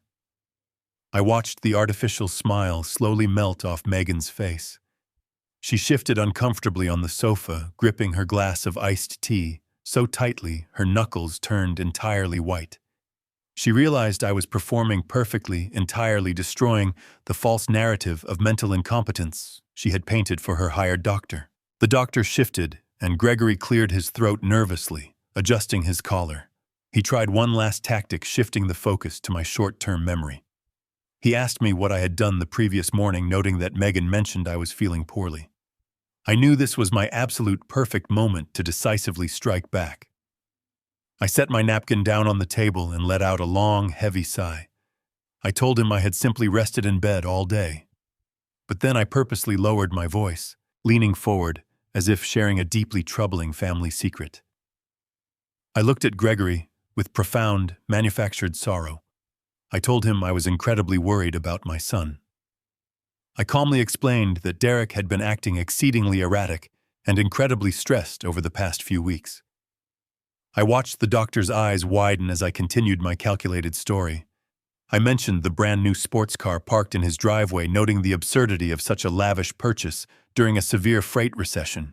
I casually dropped the fact that Derek was sweating profusely during our last conversation, pacing the floors, and constantly checking his phone as if he were being hunted by dangerous people.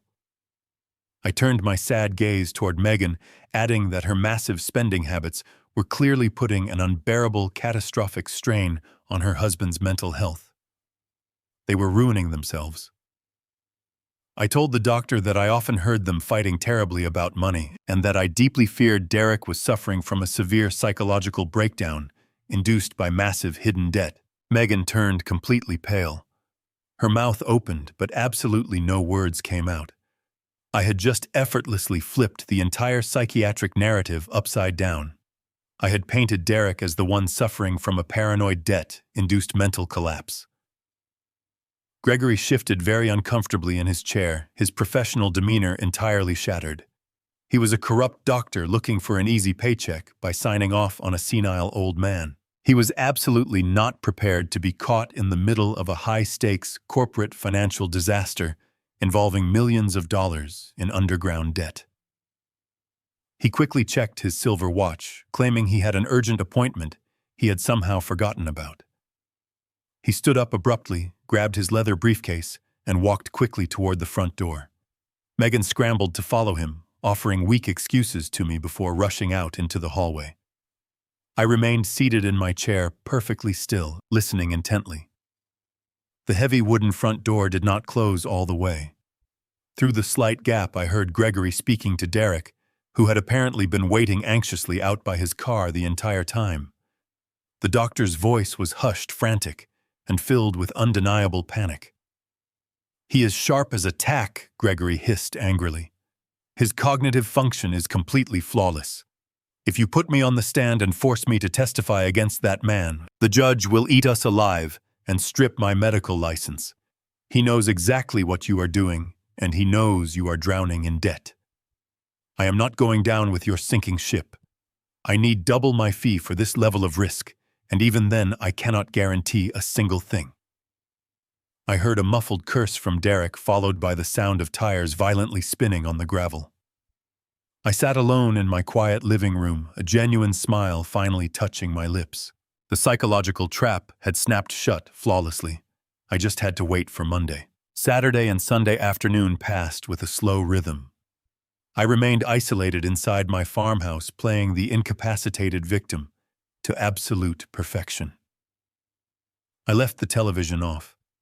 I let the oppressive heat press against the windows while reviewing every single detail of the financial execution Thomas and I constructed. By the time Sunday evening arrived, the blistering sun began to dip below the horizon, painting the vast sky in bruised shades of purple and burnt orange. The suffocating humidity finally broke, replaced by a gentle, cooling breeze that swept through the tall mesquite trees surrounding my property. I walked out onto my back porch carrying a soft rag, a small bottle of lubricating oil, and my father's old hunting rifle.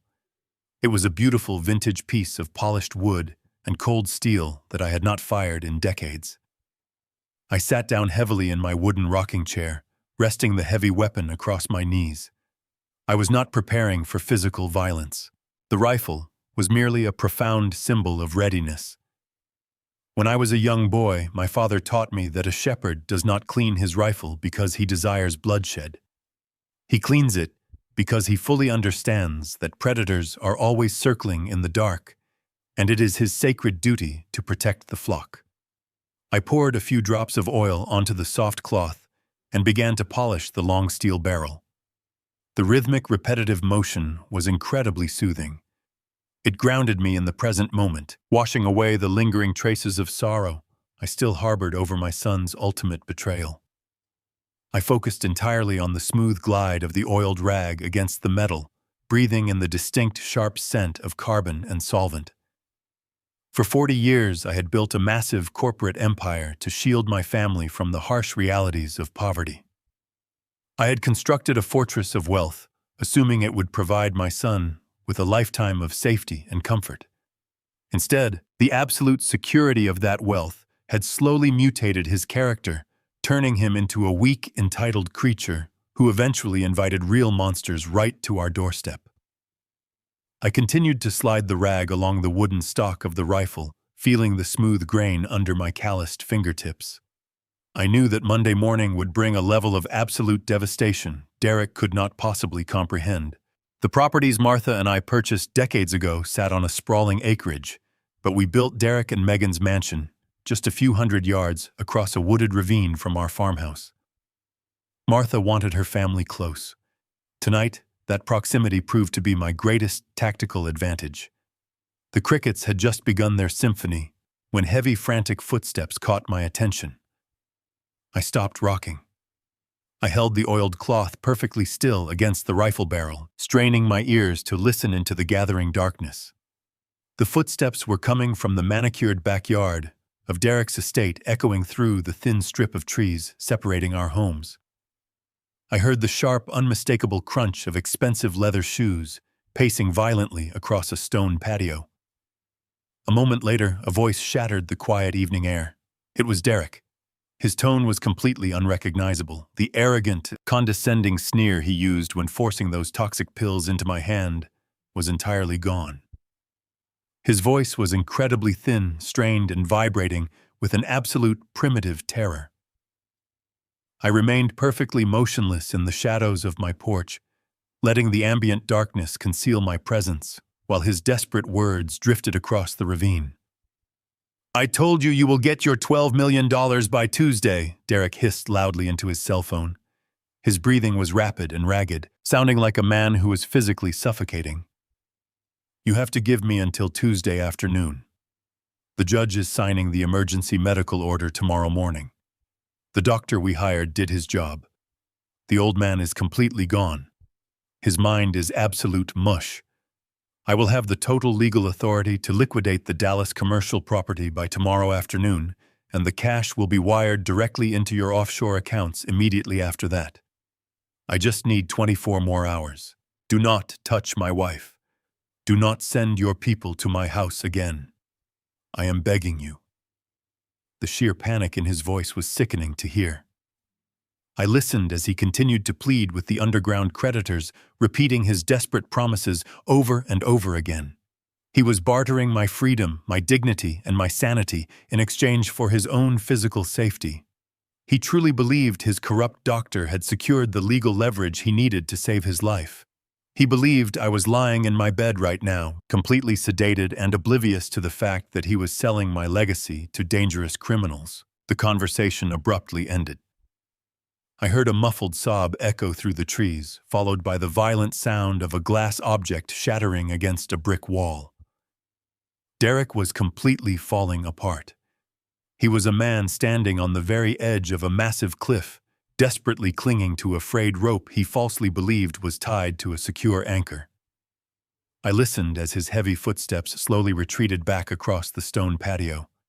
A heavy sliding glass door slid open, and then slammed shut, plunging the neighboring property back into absolute silence. I sat in the darkness of my porch for a long time, digesting the profound desperation I had just witnessed. Any lingering trace of paternal guilt I might have subconsciously harbored completely evaporated into the warm night air. He had willingly climbed into a cage with starving wolves, and his only proposed strategy for survival was to throw his own father into the jaws of the pack. I picked up the small bottle of lubricating oil and carefully screwed the black plastic cap back on. I wiped the remaining residue off the long steel barrel of the hunting rifle, satisfied with the clean, gleaming finish.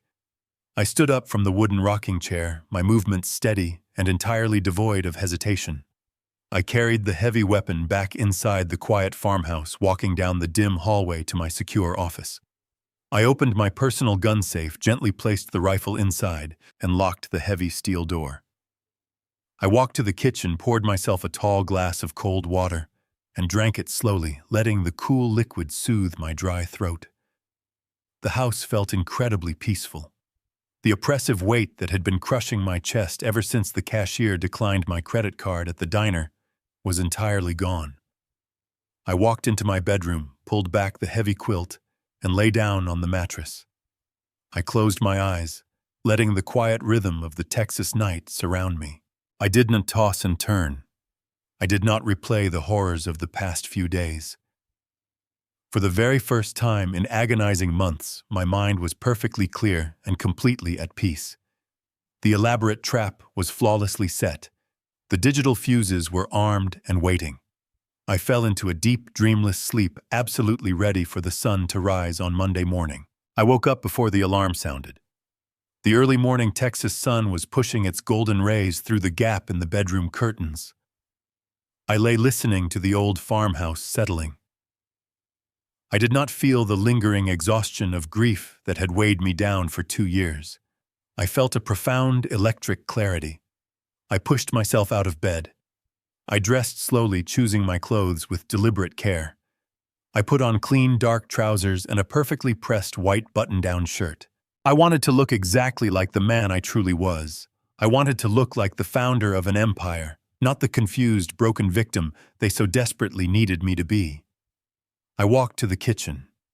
The house was silent, but the air felt thick. I went through the familiar motions of brewing a fresh pot of dark roast coffee. I measured the grounds, filled the reservoir, and pressed the button. The rich, earthy aroma began to fill the room, grounding me. I stood by the kitchen counter, looking out the window at the long, gravel driveway leading up to my property. I knew they were coming. I knew what they were bringing with them. I just had to wait right here. At exactly 9:30, the harsh crunch of heavy tires on gravel shattered the peaceful quiet of my property. I remained standing in the kitchen, hidden by the shadow of the cabinets, watching the scene unfold. Derek pulled up first, parking his $250,000 sports car diagonally across the driveway. It was the second vehicle that solidified the absolute ruthlessness of their plan. A sleek, unmarked white van pulled up behind him. It had tinted windows and a discreet medical cross painted on the side panel. It was an upscale private transport ambulance, the kind operated by highly paid orderlies who did not ask questions.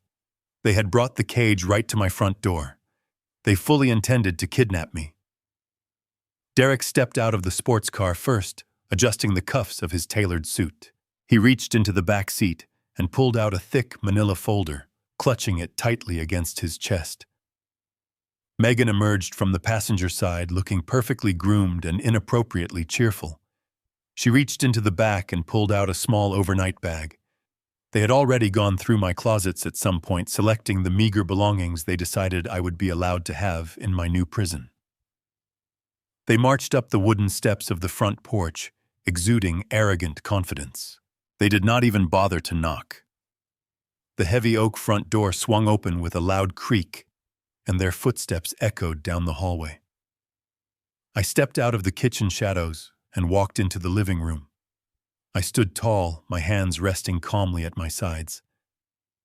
Megan stopped dead in her tracks when she saw me standing there completely dressed and alert. For a fraction of a second, a flicker of confusion crossed her eyes, but she quickly masked it with her rehearsed sickly sweet smile. She stepped forward, dropping the overnight bag onto the floor with a heavy thud. "Good morning, Dad," she said, her voice dripping with artificial sympathy. "We came to check on you. Derek said you were completely incoherent when he visited on Friday night. We have been worried about your rapid mental decline." I did not say a word. I looked at her, letting the silence stretch until it became uncomfortable. Derek stepped up beside his wife, holding the manila folder out in front of him like a shield. He could not look me directly in the eyes. He kept his gaze focused on the knot of my tie. "Dad, Derek," began, his voice tight and rehearsed. "We have spoken to several medical professionals, including the doctor who evaluated you on Saturday. The consensus is unanimous. You are sick, Dad. You are suffering from severe cognitive failure, and you are no longer capable of caring for yourself safely in this empty house. It is too dangerous for you to be here alone."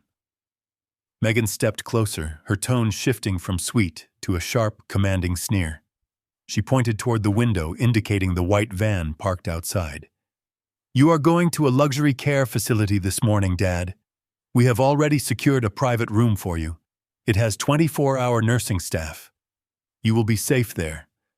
But we need you to sign these documents right now." She tapped the folder in Derek's hands. "It is a voluntary conservatorship agreement. Just sign your name on the dotted line so Derek can manage your medical bills and handle your property while you recover." She took another step toward me, crossing her arms over her chest, delivering her final, brutal ultimatum. "You can do this the easy way and sign the papers willingly, or we can do this the hard way. If you refuse, we have an emergency court order waiting. We will call the state authorities, show them the medical reports, and they will drag you out of this house in a straitjacket. Do not make a scene, Dad. You have no choice. You belong to the state now." I stood perfectly still in the center of the living room. I looked at the dark overnight bag on the floor. I looked at the thick manila folder trembling slightly in my son's hands. I looked at the unblinking, greedy eyes of the woman he had chosen to marry. They expected me to crumble. They expected me to weep, to beg for mercy, to plead with them, to let me stay in my home. They expected the frail, defeated old man they had constructed in their minds. I did not look at the legal papers. I turned my back on them completely and walked slowly toward the kitchen. I heard Megan let out an exasperated sigh behind me, thinking I was shuffling away in confusion. I reached the counter and picked up the glass carafe of the coffee maker. I poured the steaming dark liquid into my favorite ceramic mug, watching the steam rise in small, twisting ribbons. The rich, earthy smell filled my senses, grounding me completely. I placed the carafe down and picked up the mug. I turned back to face them. I took a slow, deliberate sip of the black coffee, letting the bitter warmth spread down my throat. I raised my eyes and looked at the large, antique grandfather clock standing against the far wall of the living room. The heavy brass pendulum swung back and forth with a steady, rhythmic heartbeat. The ornate hands on the clock face were perfectly aligned. It was exactly 9:58 in the morning. I lowered my coffee mug and looked directly into my son's eyes, locking onto his gaze so intensely he was forced to look back at me. The silence in the room was absolute, heavy and thick with impending doom. I took a deep breath, letting the calm, absolute power of my position radiate through my voice. "You blocked my card for a $2.99 coffee, Derek," I said softly. I let those words hang in the heavy air of the living room. "You blocked my card for a $2.99 coffee." Derek stared at me, his brow furrowing in deep confusion. He expected me to plead with him about the medical facility or argue about the legal documents resting in his hands. He did not expect me to bring up a minor financial inconvenience from the previous week. Megan let out a short, harsh laugh, shaking her head as if I were a child speaking complete nonsense. "Dad, what are you talking about?" She snapped, her tone laced with venom. "We are trying to save your life right now, and you are babbling about a cup of diner coffee. This is exactly why you need professional supervision." Derek straightened his posture, recovering his arrogant sneer.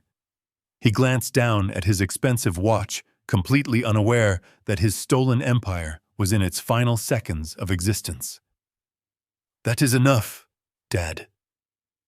Derek said, his voice dropping into a harsh, commanding tone. "The ambulance is parked outside, and the medical orderlies are waiting for my signal. I do not have time for your confused rambling. Sign the conservatorship papers right now, or I will walk out that front door and instruct them to take you away by force." I did not move toward the manila folder. I simply stood my ground, my hands holding the warm ceramic mug, my eyes locked on the antique grandfather clock, standing against the far wall. The brass pendulum swung with a steady, rhythmic heartbeat. It was 9:59. The heavy brass hand ticked forward. Every single second felt like a physical weight pressing down on the room. I took another slow sip of my coffee, savoring the bitter, earthy taste. I was looking at a desperate, cornered animal trying to gnaw his way out of a steel trap. The long hand of the clock finally aligned perfectly at the very top of the dial. The deep, resonant chime of the grandfather clock began to echo through the farmhouse. It was exactly 10 o'clock in the morning. The first loud chime was interrupted by a sharp, vibrating buzz emanating from the pocket of Derek's tailored suit jacket. He let out an annoyed sigh, pulling the device out to silence it. But as his eyes fell upon the caller identification on the bright screen, his annoyance instantly vanished, replaced by a sudden flash of profound anxiety. It was his chief financial officer calling on a Monday morning, exactly when the weekly operational reports were typically processed. Derek hesitated for a fraction of a second, his eyes darting toward me before swiping the screen to accept the call. He lifted the phone to his ear, his arrogant posture still firmly in place. "Yes, what is the problem?" he demanded, keeping his voice low and authoritative. "I am in the middle of a sensitive family matter." The voice on the other end of the line was loud enough that I could hear the frantic, panicked pitch even from several feet away. I watched my son's face as the chief financial officer delivered the catastrophic news. Derek, the man on the phone, stammered his words, tumbling over each other in sheer terror. "The corporate accounts are completely empty. Every single operational ledger has been wiped out to zero. The weekly payroll just bounced across the entire network, and the bank is refusing to authorize any emergency overdrafts." Derek froze, his entire body going rigid. His jaw went slack, and the color rapidly drained from his face, leaving his skin a sickly ashen gray. "What do you mean the accounts are empty?" Derek whispered, his voice trembling uncontrollably. "That is absolutely impossible. Check the routing numbers again. There should be millions in liquid capital. There is nothing left." The financial officer cried out, the desperation echoing through the small speaker. "The bank manager just called me directly. He said the Caldwell Family Trust executed a total sweep of all liquid assets exactly 1 minute ago. They overrode our security protocols and locked us entirely out of the system. We have no money, Derek. We cannot pay the drivers, we cannot buy fuel, and we cannot cover the vendor invoices. The company is paralyzed." Derek lowered the phone slowly from his ear, his hand shaking so violently he nearly dropped the device onto the hardwood floor. He stared at the blank screen, his chest heaving as he struggled to pull air into his lungs. The reality of the absolute financial devastation was crashing down upon him with the force of a concrete wall.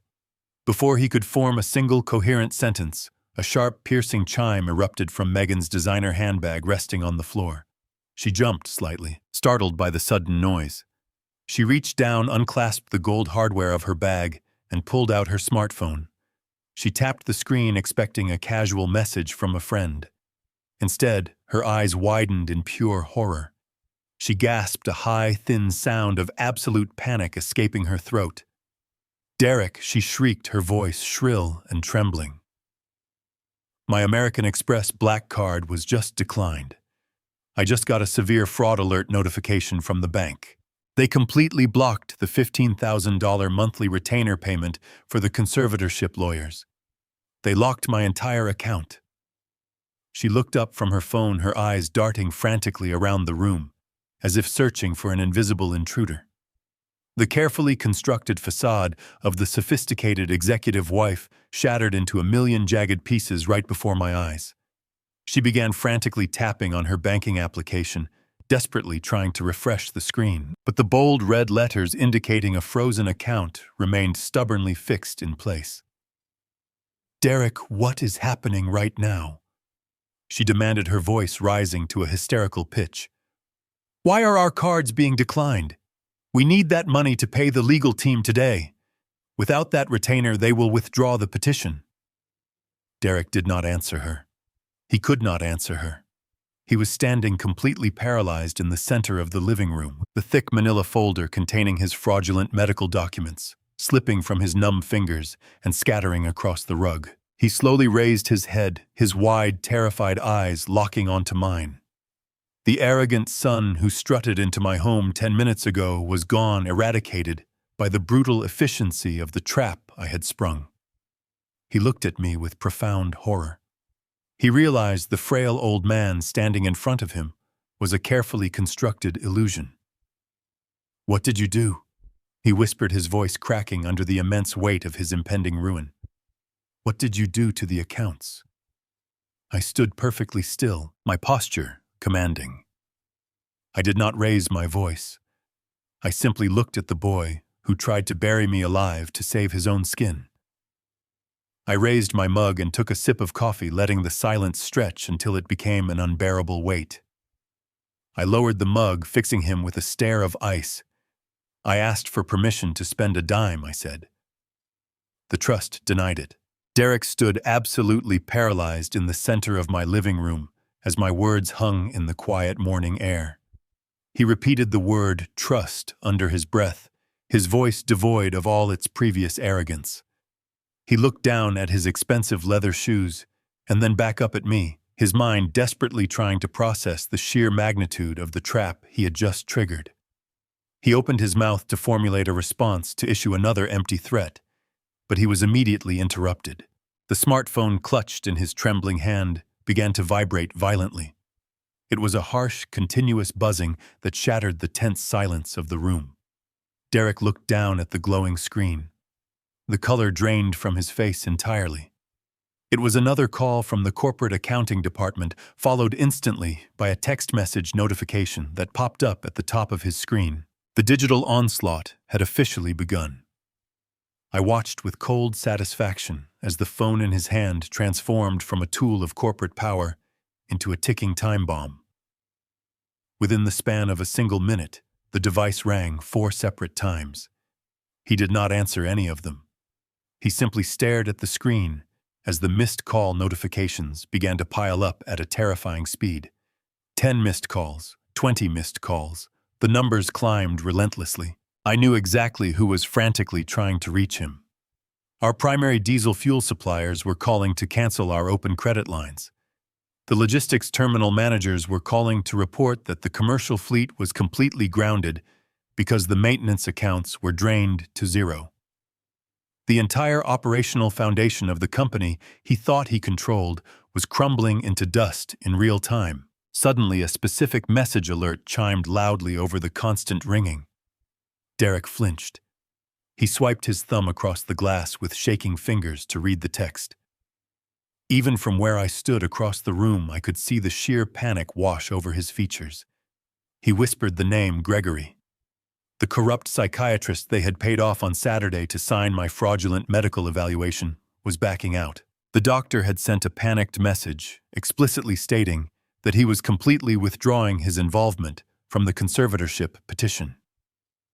He wrote that he had seen the news about the frozen corporate accounts and wanted absolutely nothing to do with a sinking ship.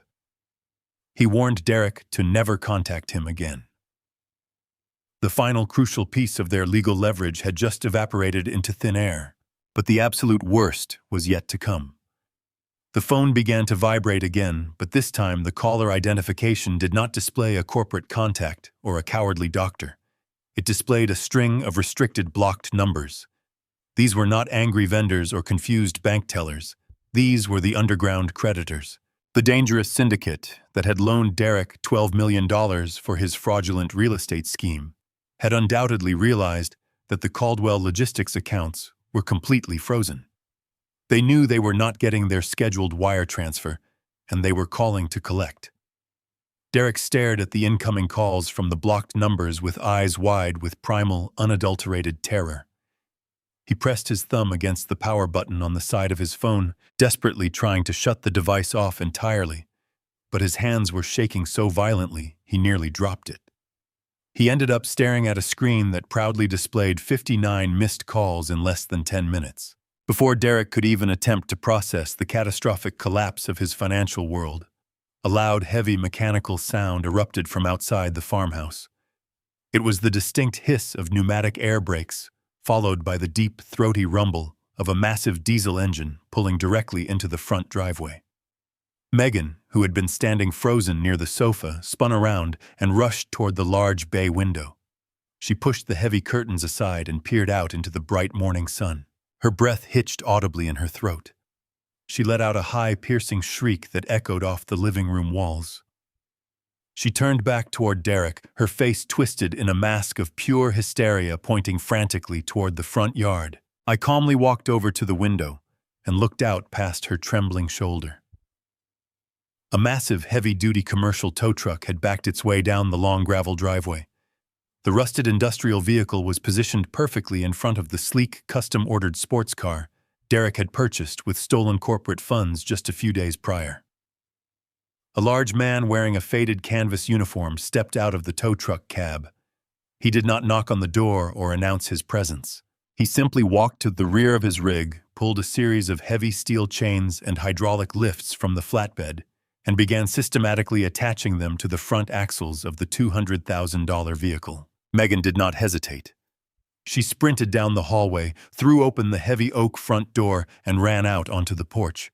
She screamed at the tow truck operator at the top of her lungs, demanding that he step away from their property immediately. She threatened to call the police, waving her arms wildly in the air, her sophisticated, wealthy persona entirely replaced by frantic desperation. The repo man did not even flinch. He finished securing the heavy steel chains, walked calmly over to the bottom of the porch steps, and reached into the breast pocket of his canvas uniform. He pulled out a folded yellow document and handed it directly to Megan. It was a formal notice of immediate repossession, authorized by the bank, due to a complete failure of funds. He tipped his dirty baseball cap to her, turned his back on her screaming protests, and walked back to the controls of his tow truck. I watched through this window as the hydraulic winch whined loudly, lifting the front end of the gleaming luxury vehicle effortlessly into the air. Megan stood barefoot on the gravel driveway, clutching the yellow legal paper in her hand, sobbing uncontrollably as she watched her husband's ultimate status symbol being dragged away through the Texas dust. I turned away from his window and looked back at my son. Derek had collapsed onto the sofa. He was holding his dead phone in his hands, staring blankly at the dark screen. The manila folder containing the medical documents he had planned to use to lock me away in a psychiatric ward lay discarded and forgotten on the rug near his feet. The profound realization of his true situation had finally broken through his blinding arrogance. He looked up at me, his chest heaving with shallow, panicked breaths. He finally understood the absolute magnitude of his ignorance. He realized in that devastating moment that he had never actually owned the logistics company. He had never truly owned the millions of dollars in the corporate accounts. He did not even own the luxury mansion he and his wife slept in every night. He had only owned the fragile temporary illusion of power that I had generously allowed him to possess. And because he had chosen to use that unearned power to betray me, to attempt to strip me of my dignity and my freedom, I had simply reached out and taken the entire illusion away from him. He was a 45-year-old man sitting in my living room with absolutely nothing to his name except a $12 million debt owed to people who would gladly end his life to settle the score. The trap had closed perfectly, and the execution was absolute. The living room remained suffocatingly quiet after my words landed. Derek was still slumped on the sofa, his eyes vacant, broken by the sudden evaporation of his wealth. Outside the bay window, the heavy diesel engine of the tow truck roared, as it dragged the luxury sports car down the gravel driveway, leaving Megan standing alone in the rising Texas dust. She clutched the yellow repossession notice, her shoulders shaking. But the spectacle of their ruin was not over. The grand finale of our counterattack had not yet arrived. A new sound began to vibrate through the floorboards of the old farmhouse. It was the deep synchronized hum of multiple high-performance engines approaching from the main road. I walked back to the window holding my ceramic coffee mug. I watched as a motorcade of 4 identical sleek black sport utility vehicles turned onto my property. Their darkly tinted windows reflected the bright morning sun. The heavy vehicles drove with precise coordination, bypassing the retreating tow truck and pulling directly up to the front porch, kicking up a massive cloud of white dust. The sheer intimidation factor of the motorcade was undeniable. Megan stumbled backward onto the grass, dropping her hands to her sides, her tear-streaked face frozen in a mask of absolute bewilderment. The doors of the lead vehicle opened simultaneously. Thomas Gallagher stepped out onto the gravel. He was wearing a flawless, charcoal gray suit, looking like an executioner arriving to deliver a final sentence. He adjusted his cuffs, his sharp blue eyes scanning the property with cold detachment. From the second vehicle, the local county sheriff emerged, his brass star gleaming brightly on his tan uniform. From the remaining vehicles, 2 heavily armed private security contractors stepped out, standing with their hands folded in front of them, scanning the perimeter with professional vigilance. This was a hostile corporate takeover of my own life, reclaiming everything they had attempted to steal. Megan stood paralyzed in the yard as the imposing group marched toward the wooden steps of the front porch. Thomas did not even glance in her direction. He walked past her as if she were an invisible ghost haunting an estate she no longer had any right to claim. The sheriff tipped his hat to her briefly, but his expression remained grim and strictly professional. I stepped back from the window and turned to face the hallway. The heavy front door opened wide and the men stepped into my home.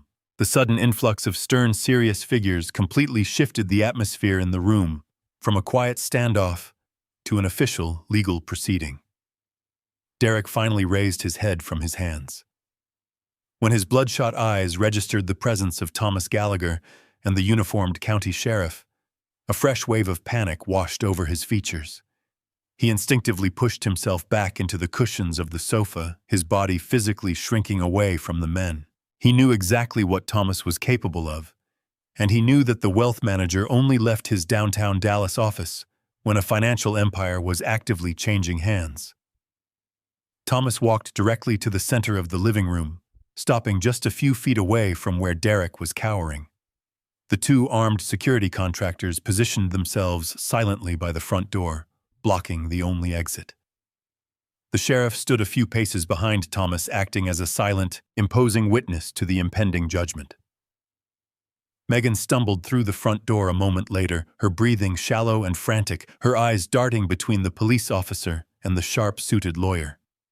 She hurried over to the sofa, standing rigidly behind Derek as if trying to hide behind his remaining shadow. I remained standing near the kitchen counter, my posture tall and commanding. I gave Thomas a single brief nod of authorization. It was time to drop the hammer on my son. Thomas unclasped his dark leather briefcase with a loud, sharp snap that made both Derek and Megan flinch. He reached inside and pulled out a thick, heavy binder filled with the legal directives I had signed in his office on Friday afternoon. He raised the binder high and slapped it down onto the glass coffee table with a violent, resounding crash. Derek flinched backward, his hands flying up defensively. Derek Caldwell.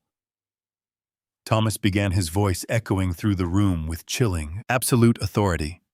You are hereby officially terminated from your position as the Chief Executive Officer of Caldwell Logistics, effective immediately. This termination is for cause specifically citing massive fiduciary fraud, the unauthorized embezzlement of corporate funds, and the illegal assumption of catastrophic underground debt. Your corporate access has been revoked. Your company accounts have been permanently frozen. Thomas did not pause to let the devastating information sink in. He opened the binder and flipped to the second page, his finger tapping the heavily embossed seal of the Caldwell Family Trust. Furthermore, Thomas continued, his tone devoid of any mercy. The 10,000 square foot luxury residence you currently occupy is exclusively owned by the trust. Your discretionary lease is hereby formally revoked. You and your wife have exactly 60 minutes to completely vacate the premises. You are permitted to take only your personal clothing and basic hygiene items. You are not to remove any furniture, artwork, or vehicles from the property. If you are still inside that house when the hour expires, the sheriff standing behind me has been fully authorized by the property owner to arrest both of you for criminal trespassing. Derek let out a weak, pathetic gasp. He reached out toward the binder, his hands shaking so violently he could not even touch the pages. "Thomas, please," Derek begged, tears welling up in his eyes. "You cannot do this. We have nowhere to go. All my money is gone. I need the house. I need the company. You do not understand the people I borrowed money from. They are going to kill me if I do not pay them by tomorrow morning." Thomas looked down at him with a cold, predatory smile. "I understand perfectly, Derek. You took out a $12 million shadow loan from a criminal syndicate to fund a fraudulent real estate scheme organized by your brother-in-law. The money is gone. The project is dead. And you thought you could drug your own father, declare him legally insane, and steal his assets to cover your monumental failure. You gambled with the devil, and you lost everything." The moment the words $12 million shadow loan left Thomas's mouth, the dynamic in the room violently fractured. Megan gasped, stepping away from the sofa, as if her husband had suddenly caught fire. She had happily helped him lock my credit cards. She had gladly handed me those toxic sedative pills. She had absolutely no idea that her husband was secretly drowning in a massive lethal debt owed to the criminal underworld. "A $12 million debt," Megan shrieked, her voice cracking with hysteria. She grabbed her purse, spun on her heels, and sprinted toward the heavy front door, screaming she was calling her divorce lawyer, immediately leaving him utterly abandoned. The heavy oak door slammed shut behind Megan, the loud crack echoing through the otherwise silent living room. Derek was left entirely alone, standing frozen in the center of the Persian rug. The brutal reality of his wife abandoning him in his darkest moment seemed to break the very last pillar of his fabricated strength. His knees buckled violently beneath him. He collapsed onto the hardwood floor, the expensive fabric of his tailored suit wrinkling as he fell forward onto his hands and knees.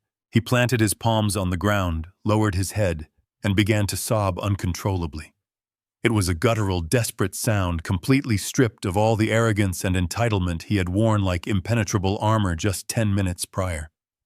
He looked up at me, his face red, swollen, and slick with terrified tears. "Dad, please," he begged, his voice cracking violently in the quiet room.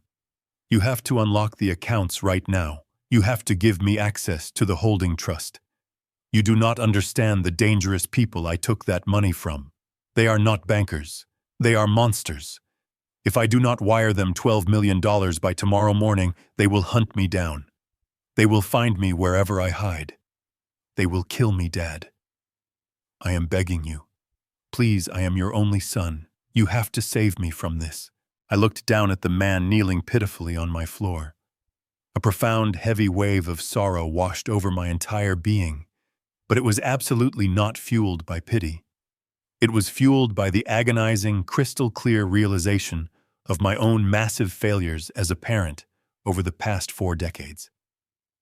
I had spent 40 entire years blindly shielding him from the harsh, unforgiving realities of the adult world.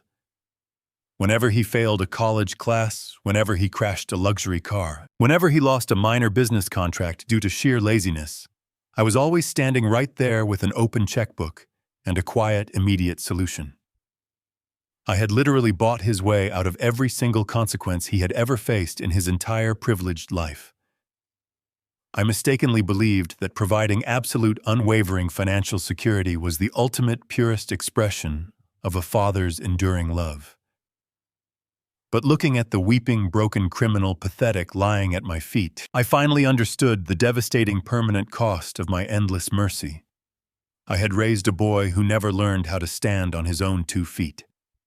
I had raised a boy who genuinely thought he could steal from his own grieving father, attempt to lock him inside a miserable psychiatric ward, and cover his catastrophic criminal mistakes without ever facing a true reckoning. I slowly walked around the edge of the Glet's coffee table until I was towering directly over him.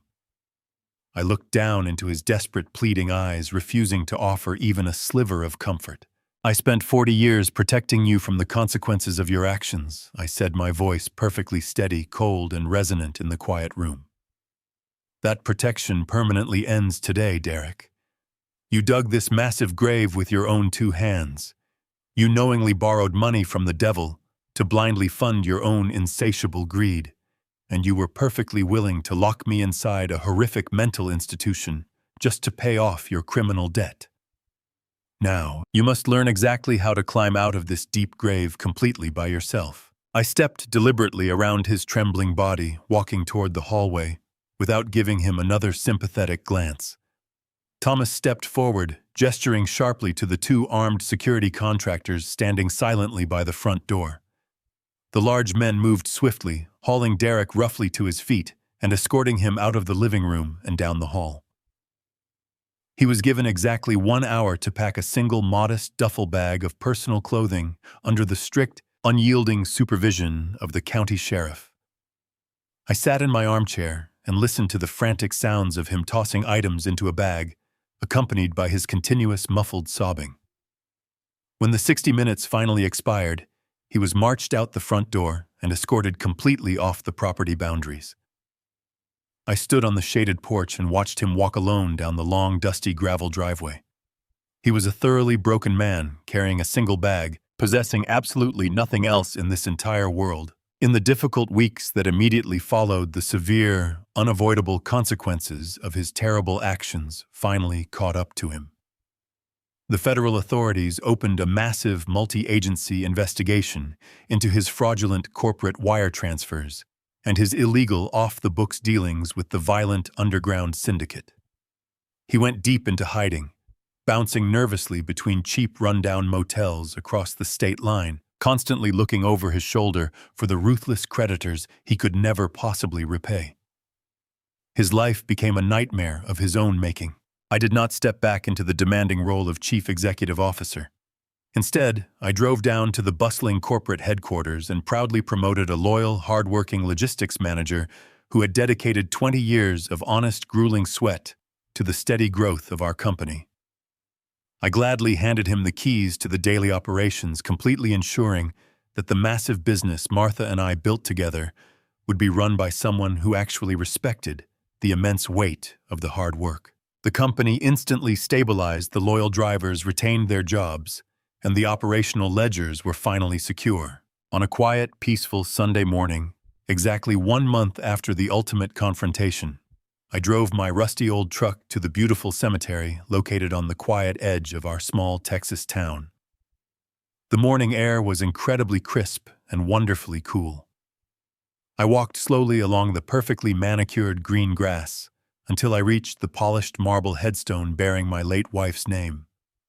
I stood there for a very long time, closing my eyes and simply listening to the gentle, soothing wind rustling through the large oak branches high above me.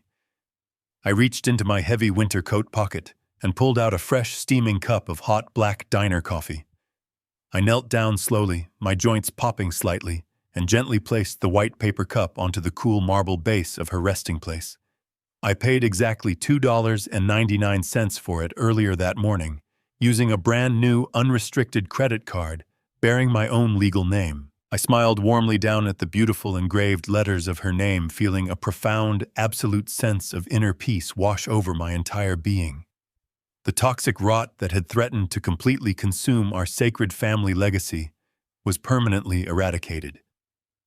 I was standing entirely alone in the quiet cemetery, but I was not lonely. I was safe, I was incredibly powerful, and I was finally, truly free.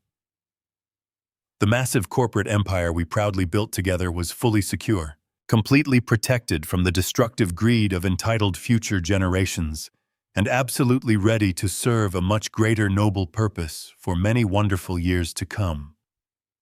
I took a deep breath of fresh morning air. Never mistake silence for weakness, and never assume the elderly are defenseless.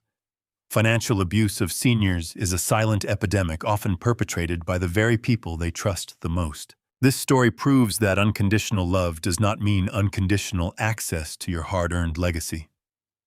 True parenting sometimes requires the hardest choice of all, allowing a toxic child to face the devastating consequences of their own greed. Protect your assets, trust your instincts, and ensure your legacy serves a noble purpose rather than funding someone else's entitlement. Integrity cannot be inherited, it must be earned through honest daily work. If Harrison's incredible comeback gave you chills, hit that like button and subscribe to the channel for more powerful stories of justice. Have you ever had to set a hard boundary with a family member? Tell me your story in the comments below. I read every single one of them.